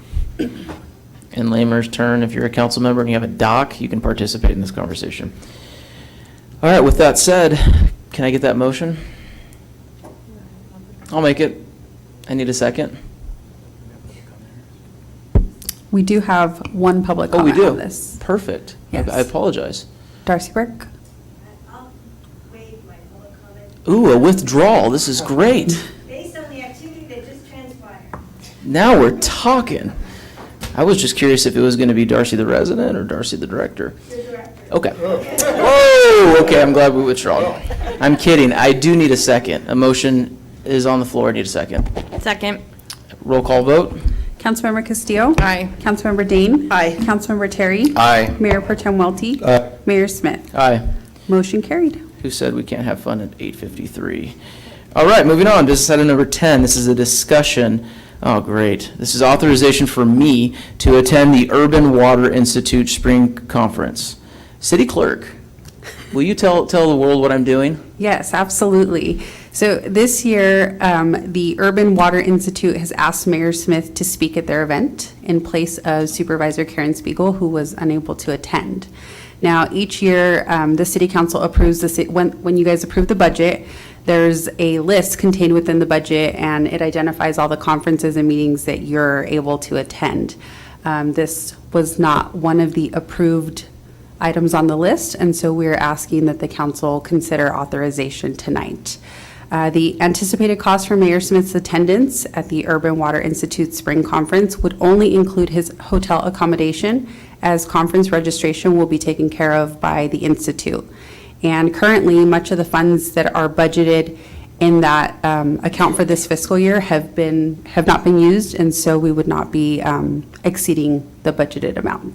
So we're asking council to give staff direction regarding Mayor Smith's request to attend the Urban Water Institute Spring Conference scheduled for February 22nd through the 24th in Palm Springs, California.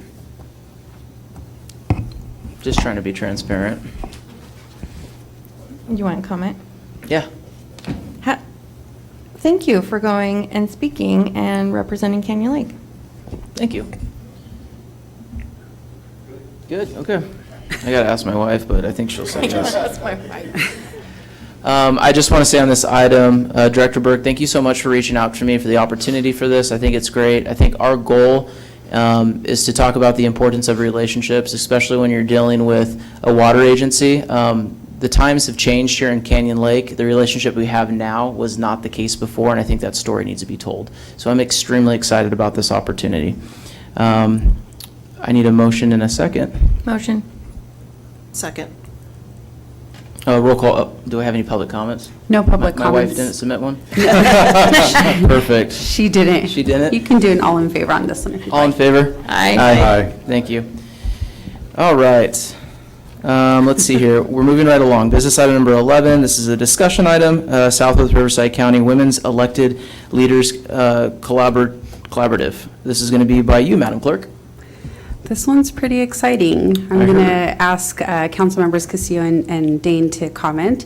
In the spring of 2022, the City of Canyon Lake received an invitation from Marietta Councilmember Lori Stone to gather and discuss regional issues along with other female elected officials from Southwest Riverside County. Priority issues established at the initial meeting include but are not limited to homelessness, education, regional economic development, healthcare, public safety, and advocating for local control. This group was referred to as the Southwest Riverside County Women's Elected Leaders Collaborative. Since its initial formation, the Southwest Riverside County Women's Elected Leaders Collaborative has established itself as a working group of current and past female elected city council members representing cities in Southwest Riverside County. The goal of the group is to address issues from a collaborative and regional perspective to create long-term positive change. One staff member from each city is invited to attend the group meetings, and I am very honored that Councilmember Dane asked me to attend, so I've been fortunate to attend along with these ladies.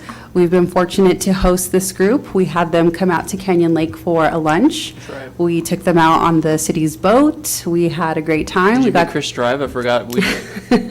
He did. Nice. He did a good No job. crashing this time? No That's crashing. good.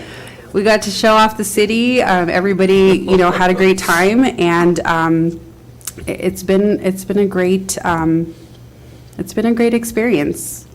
So Staff is recommending tonight that the City Council acknowledge the Southwest Riverside County Women's Elected Leaders Collaborative as a joint governmental group of which the City of Canyon Lake is a member, and direct the city clerk to add the Southwest Riverside County Women's Elected Leaders Collaborative to the list of annual committees and agency assignments roster. Before the council takes up this discussion, I'd like to ask council members Castillo and Dane to kind of give a little bit more of their experiences working with this group.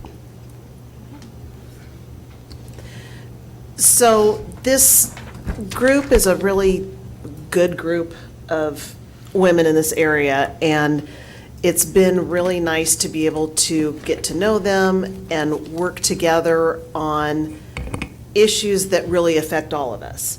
It's a very, very collaborative group, and it's not one city trying to take everything from everybody else. We're really working for the best of this whole region. So definitely something that I think we should continue and have as an official committee, because we're working on some really important things for this area.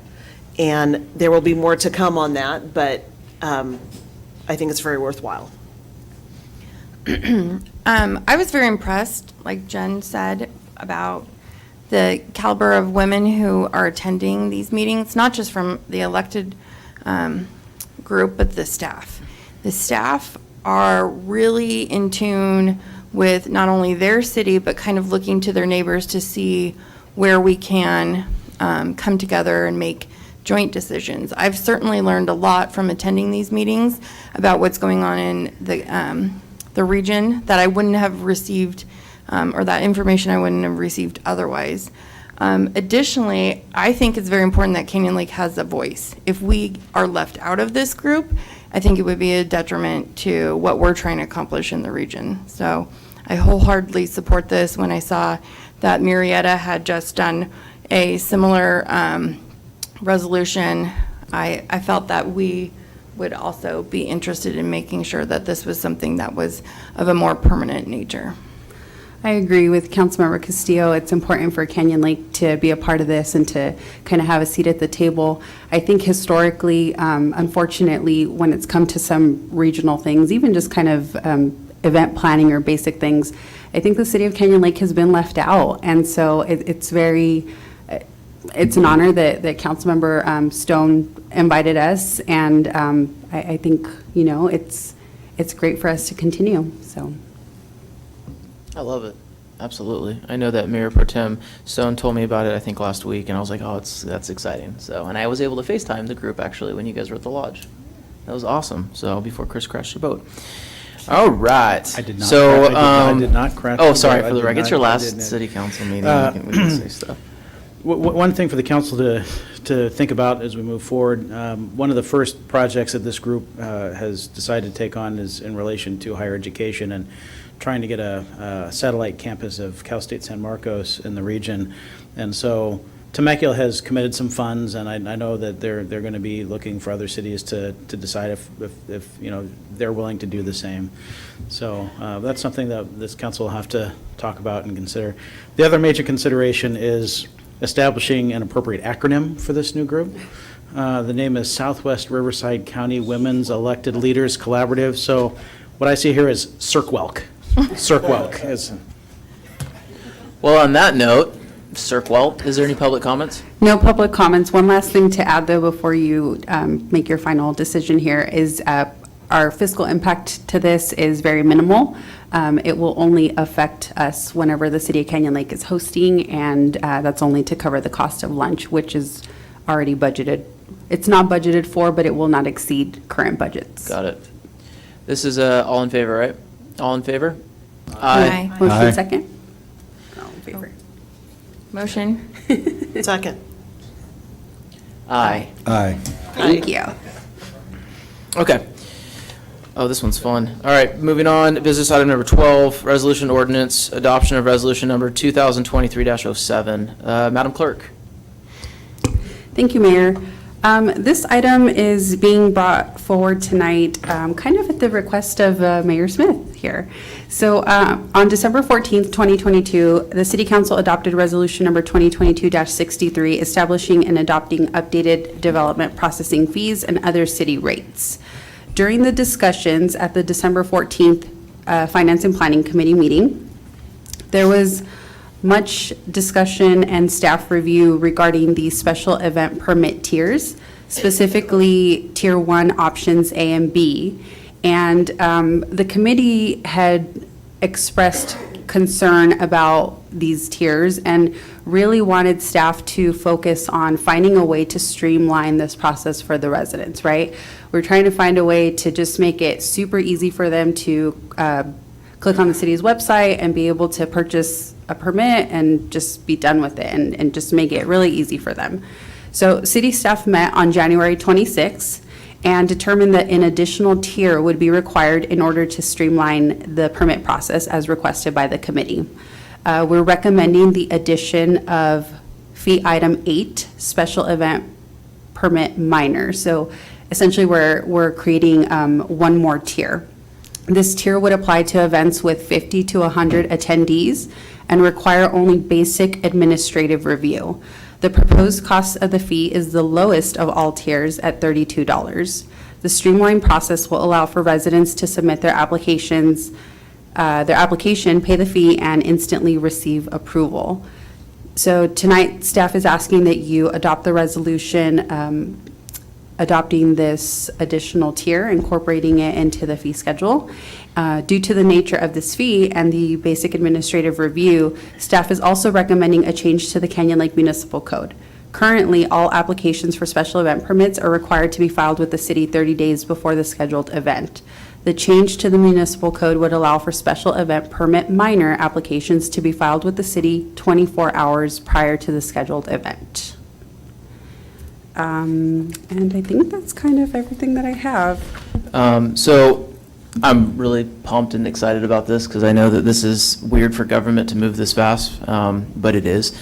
And I'm excited that we're making this change because we had several requests from the community. After speaking with the city attorney and, just looking at the evaluation, I'd like to reduce the fee from $32 to $20. Yeah, so if I may, currently our special event permit fee is at $84. The full cost recovery is $59.73. Staff is proposing that we decrease that $59 to $32, but we're happy to take whatever suggestion or whatever fee the council decides to set it to. I'm more ecstatic about the idea that now you can do this within a 24-hour window. And it's all done online, I'm assuming, for the most part. It will be. Because it's just an online, program that we're downloading the paperwork, I'm assuming, applying for the application, fill it out, and submit it, and then we have that on file. Yeah. Right? So it's going to be an online process. We're currently working on that now with the Perfect. Administrative Services Director.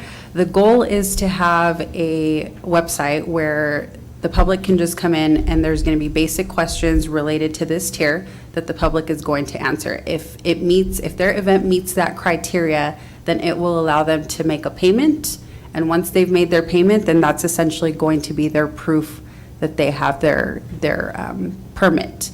They'll print out this receipt, they'll have it available if code enforcement comes out and requests to see their proof, they have their receipt and it's done. And it just kind of is the most basic administrative review, so it would just come to our admin assistants. Can you describe kind of what the thought process is in terms of what types of events these are? I see 50 to 100 attendees and basic administrative review. Can you give an Yes. example? Yeah, so let's say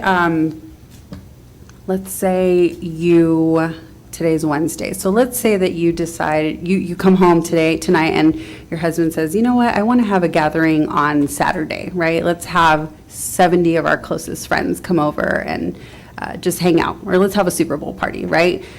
You're going to be inside your house. You're not going to have any jumpers or tents or anything. You're not running electrical. You don't have any vendors coming in. It's really just a large group, but you're going to be in your home. So really that's a special event. You're exceeding the 50 people, but you're within that range, 50 to 100 people. but that's kind of the extent of your event. You're not really, it's not requiring any additional review by the planning department, by fire. It's just kind of a basic event of that nature. Does it have to be, is it limited to individual? Can clubs take advantage of this if it's very minimal and like a potluck meeting where there were going to be more than 50 people in a location that wasn't a home? Yes. Okay. Yes, we did. Yeah, I think the key is, there are a couple things that qualify an event for this tier. The first is the number of people. So events under 50 people don't require a permit at all. So once you get to 50, you need a permit of some kind. What kind is it? Well, if you have more than, you have 50 or more, but less than 100, check. Okay, this might be a minor event. But then, what else are you doing? I mean, if you have 75 people, and it's going to be at your house, but you're just using all the facilities of your house that are designed to be used that way. The kitchen, the restrooms, you're not, there really isn't a whole lot of review from the city that's required there. On the other hand, if you're having an event somewhere, it could be your home, could be a park, and you're bringing in DJs and jump houses and you're cooking food, you have vendors coming in. Okay, well now we have public health and safety issues that we have to look at, right? And so what this attempts to do is separate out and even kind of the lowest tier of permit that we require, make it as streamlined and simple and as inexpensive as possible, just so that we can take a look at it. Code enforcement's aware of it. They can do a quick, drive by the scene to make sure that the event is what you say it's going to be. And if they drive by and they see, bounce houses and electrical and food being served outside, then we've got an issue, right? None of that's been reviewed. But it is the most basic and streamlined and inexpensive event permit that we can offer. And I guess, to further that is this also eliminates the reverse effect of a code enforcement officer driving around and all of a sudden there's a massive, party. It's like, oh, wow, what's going on here? We got issues or fire safety issues because there's, people parking in a cul-de-sac. So this helps them identify that, no, we got a party there. We know that that's happening, and puts us on alert more so. Correct. From a safety standpoint. And also, Mayor, if we receive complaints about the party, we Yeah, they know have a who to permit. contact because They have it's the the person on the permit. That makes sense. This is new, right? This will be kind of a new thing for us. So the reason why, I was thinking, reduce it to $20 as opposed to the $32 that's being proposed is because it is new, so we need to look at it. Let's see if it's going to take more time or not. I think that's an easy number to digest when you're putting on an event. I'm completely up for what this council wants to decide, but I think, we can look at it down the road and see if it's, I know we're going to lose on this one a little bit, but it is brand new to the city. And we can see if it's going to be a systematic approach or not, so. Yeah, and to that point, the city recently did our user fee analysis. And what that analysis attempted to accomplish was to identify the city's actual exact cost for providing these services. And so the numbers you see in this fee report, a lot of them are actual cost recovery, but in some categories, there's something less than full cost recovery. It identifies what full cost recovery is, but then it says, but the city's going to subsidize that to a point. And that's the case with special event permit fees. And it's the case with this fee. And that's a judgment call. The council has the ability to set that fee anywhere lower than the actual cost, but you legally can't set it higher than the actual cost, right? Right. The one thing to keep in mind, though, with the city subsidizing fees is, who is that's actually subsidizing the fee? It's the taxpayer, right? Because you're taking tax dollars to bring down the cost of the fee for the person who's using that service. So Correct. It's a balancing act. It's a balancing act. And I think this balancing act is currently what we're dealing with the clubs. I know that the clubs spoke very loud. Casey and I did a workshop, and Casey did a phenomenal job on how to file a 501c3, and that was we actually had about 30 people that showed up, so I know that the community is very eager, not to say that they weren't doing things right before, but to kind of know what's going on, and I think this shows that the city's in tune with what's happening, and we're trying to create safety measures for them, and I was very excited to hear that this was happening as quickly as the staff put it together, so thank you. Any other discussion? I have a question. What is the food would fit under this minimum fee? I mean, can you barbecue, can you have your family members over and do barbecue in the park on a barbecue that's put there in the park? I know that when you sell food, when you do that kind of thing, you need a permit because it's health department. What if it's like a potluck and people come?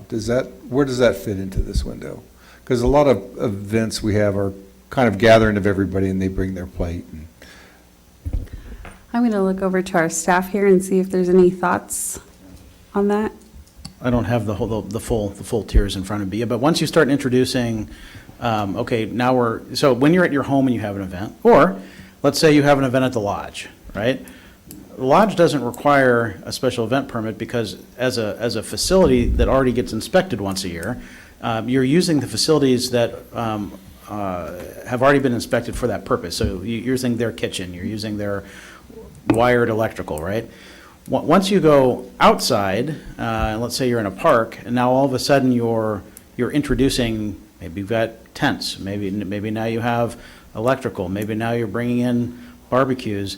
Now you've got health and safety issues that need to be looked at, and so yes, that would require permits. I think my reference point is the rental spots in the parks where you have the cover and you have the POA provided barbecue stand. That's really kind of what we see a lot of, I think, from the members, is they call their friends and say, let's go to the park, we've rented a cabana, the POA wants a permit because they rented the cabana, and then they're going to take some barbecue, some patties from Costco, and they're going to throw them on the grill, and people are going to bring brownies and et cetera. That's really what we hope the community does, is that they do a lot of that. And I understand the need to document it so we can make sure things are safe. I just want to know where that line is, because I think we get a lot of that. People that invite 40 people and 60 people show up are likely to pay the $20, $25.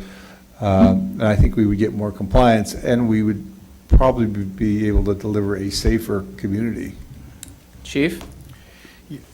Good evening, Jeff Latenders. I'm not sure I can 100% answer it. It's really a health department code that's being enforced in this one. The health department does distinguish between a private and a public event. And so if it's a private event, they typically do not get involved in the inspection or permitting process. But to get a clear, definitive answer, I think we should come back at a later date and reach out to the health department and get an answer for you. And thank you. Again, this is how I feel. I think this is a safety issue. I think it's important that we're aware of large groups and what they're doing, and where somebody can be responsible for doing something bad. If we generate a $90, $100 fee, I think you may see more people trying to get away without it. If you come in with a $20 fee, I think compliance becomes much easier to do. And I think overall, if you look at that picture, I think safety would say the $20 fee. Any other comments? Yes. When we had our fee study public hearing, no one came to talk about it. And no one emailed us. However, after the meeting, we got a lot of feedback. And then there was a workshop, and then we got some more feedback. And I just want to say I'm very happy that this is even here, because it means that you took note of what Canyon Laker said and directed staff to come up with a solution to the outcry, and didn't just say, thank you for your comments on Facebook, moving right along. I think this is great, and I'm grateful. I love it. With that, can I get a motion? Motion. Second. Thank Roll call you. vote, please. And then just public comments? No public comments. Okay. And then just to clarify, this is to set the fee at $20. Correct. Okay. Motion for $20. Second for $20. Roll call vote when the Madam Clerk's ready. Thank you. And then, again, are you taking up all three items? Yes. Resolution, urgency Yes. ordinance? City attorney has given me one of these. He's like, Perfect. get me out of here. Get me out of here, yes. Perfect, thank you. Councilmember Castillo? Aye. Councilmember Dane? Aye. Councilmember Terry? Aye. Mayor Pro Tem Welty? Aye. Mayor Smith? Aye. Motion carried. Thank you. All right, moving on, last item for the night. Then we get to say goodbye to our city manager again. Dang it. All right, this is number 13 report. Let's see here. Oh, this is a kumbaya moment. This is taking up our new city manager. So I'm going to let our city attorney present this item. Thank you, Mayor. I will keep my comments limited just to those required by the Brown Act, which is an oral summary of the compensation of the incoming city manager, Nicole Daly. Copies of the agreement, which are being approved, are available in the back. The agreement substantially follows the exact terms of the existing city manager's contract. So the term is for 3 years until February 2026.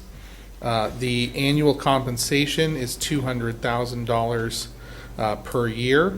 And then there are various other provisions related to separation, severance, health benefits, and things like that, all of which are available for public inspection in the back. But I do believe the term and the annual compensation are the provisions that need to be reported out.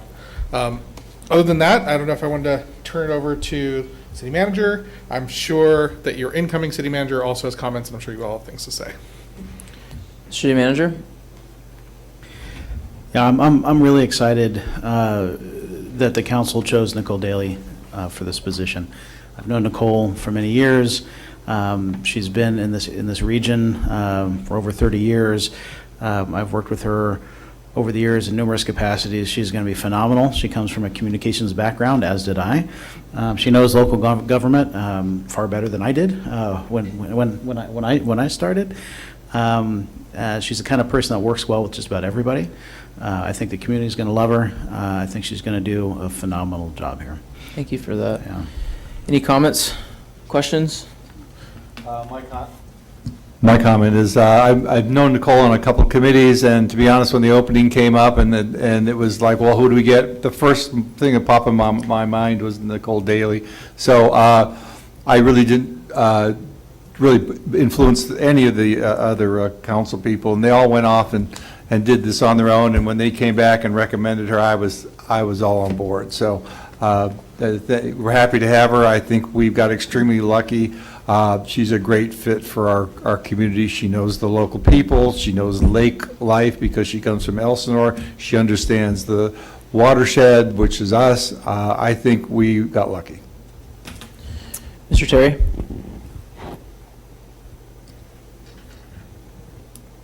I really look forward to working with Nicole. I think she's going to be great for our council. I think she's going to be great for our city. I think she shares our vision, and I am looking very forward to working with her. I love it. Absolutely. I did not know Nicole before this, but in the interactions that I've had with her so far, I'm very excited to work with her, and I think we made a good choice. Councilwoman Castillo? When you asked me to be on the committee with you to find our next city manager, wasn't much of a committee meeting, was it? Because we kind of figured that Nicole would be amazing, and then we would compare everyone to Nicole. So then that kind of took, the time and effort put into the search way down. And I think that I'm invigorated by the fact that the rest of the council kind of saw what Jeremy and I did. So we're super excited. We welcome you to the, what is it called, the SWELK? SWELK. We're excited that you're going to come now too. And it's going to be great. So welcome. Any public comments? None. Wow. That's good news. That's good news. So this is what happens when we drag on a meeting. People that want to say no to you can't come and speak, so it works out. I'm extremely excited, Nicole. I can't wait to work with you. I've known you now for a few years. I've watched you in action in Lake Elsinore. I've watched you throughout the community. So for me, it was, you were kind of already on the list and you didn't even know it. And that's part of this industry, right? It's getting out there, working with people, building relationships. This council's worked hard at doing that and putting us, in my mind, becoming a real city. The former mayor of Wildemar's here, and he's seen a change over the years with what the city's done. And Nicole, you're part of that now. So tonight was tonight was a very emotional night. Tears were made, but that's true family, and I think we saw that. And I'm excited to bring you on board, and I'll make the motion on this. I do need a second, or she needs a second. I'll second it. There we go. Roll call vote, please. Councilmember Castillo. Aye. Councilmember Dane. Aye. Councilmember Terry. Aye. Mayor Pro Tem Welty. Aye. Mayor Smith. Aye. Motion carried. City manager comments. I'd just like to point out that we have a countywide elected official in the building now. You must be nuts. We It is have 9:23. Riverside County Auditor Controller Ben Benoit, who joined. Duly us. elected. That's right. That's all I have. Yeah. Council comments. Who wants to go first? I usually play Russian roulette. I'm going to let you all decide. Mayor Pro Tem, rock and roll. I'll be brief. It was quite a long meeting Yes. tonight. We got a whole lot moved ahead, a lot of complex issues, and I'm very happy with the solutions we came. We lowered some fees, which is wonderful. We took some regulations that I thought were a little excessive, and we rolled them back to really take a second look. I think that's what we do, and congratulations, Nicole, and hey, we'll be looking for you in the what goes ahead with you, Chris. Thank you for your service. I appreciate it. Thank you. Councilwoman Jennifer Dane. I'll go with you. Okay. I have an unusual update for us. Uh-oh. You can't resign? Not bad. Okay. No, not that. I attended RCA this week, and one of the big topics we talked about was the poppies. So I just want to let everybody know, in case you haven't seen the 10 million television reports about it, they actually don't expect it to be as big as it was in 2019, but they've very proactively taken steps to close hiking trails and walking trails around Walker Canyon, and you've probably seen on the freeway where it's blocked off. So they're taking it very seriously and not trying to have the crazy traffic jams and people on the side of the freeway trying to take pictures and having accidents. And looking very forward to Nicole starting, and very sad about Chris leaving. Thank you. Councilmember Casey Castillo. I don't really have an update. Okay. I think everything's been said. Yeah. Goodbye. See you around. And welcome, Nicole. Why can't it always be like that? That was freaking awesome. Mr. Terry? I attended my orientation for the Western Riverside Council of Governments. I attended my first meeting on, I believe, Tuesday. And I must say that I am very excited to serve on this committee, and I thank the City of Canyon Lake for appointing me to that committee. I also would like to welcome Nicole, looking very, very much so to work with you in the future. I think we are very lucky to have her as our city manager, and I can't wait to go to Yucaipa. Now I have a reason to go because I know Chris Mann. Thank you, Chris, for everything that you've done. And once again, I mean it from the bottom of my heart. You saved our city. And Anna, we've talked about Chris and this change in his life, and we haven't said much about your change. We're not going to. We're not going to? We'll wait a little bit on that. I am going to yield my time to Nicole, because I did not allow you to speak after we passed your contract, and I realized I just read my notes and I'm an idiot, so I'm going to give you my time. Thank you very much, Mayor Smith and members of the City Council. Also, Chris, for the very kind words and the opportunity to come to the City of Canyon Lake. As somebody that grew up in Lake Elsinore since 1989, and as a 7-year-old little girl here, it was not a lifelong dream to be a city manager for me, But what I did find is that I fell into this passion and commitment to my community. And so it is a privilege to come and work for all of you and with all of you, with the community members. Everybody has been so welcoming and kind to me. I'm fortunate to know a lot of great leaders in this valley, including this gentleman here, and I think Darcy went somewhere, but it's really been an honor of my life to be able to give back to this region. I believe that Southwest Riverside County is the future of Southern California. I believe that Canyon Lake is a critical part of that and an amazing community. I actually almost lived here. I offered on a house here in 2010. I didn't get it. Maybe we'll get back here one day, but I truly believe in honest, transparent, authentic governance. I believe in putting the community first. I believe in local control. And when this opportunity came forward and I found out Chris was leaving from him, trying to convince me to go to Yucaipa,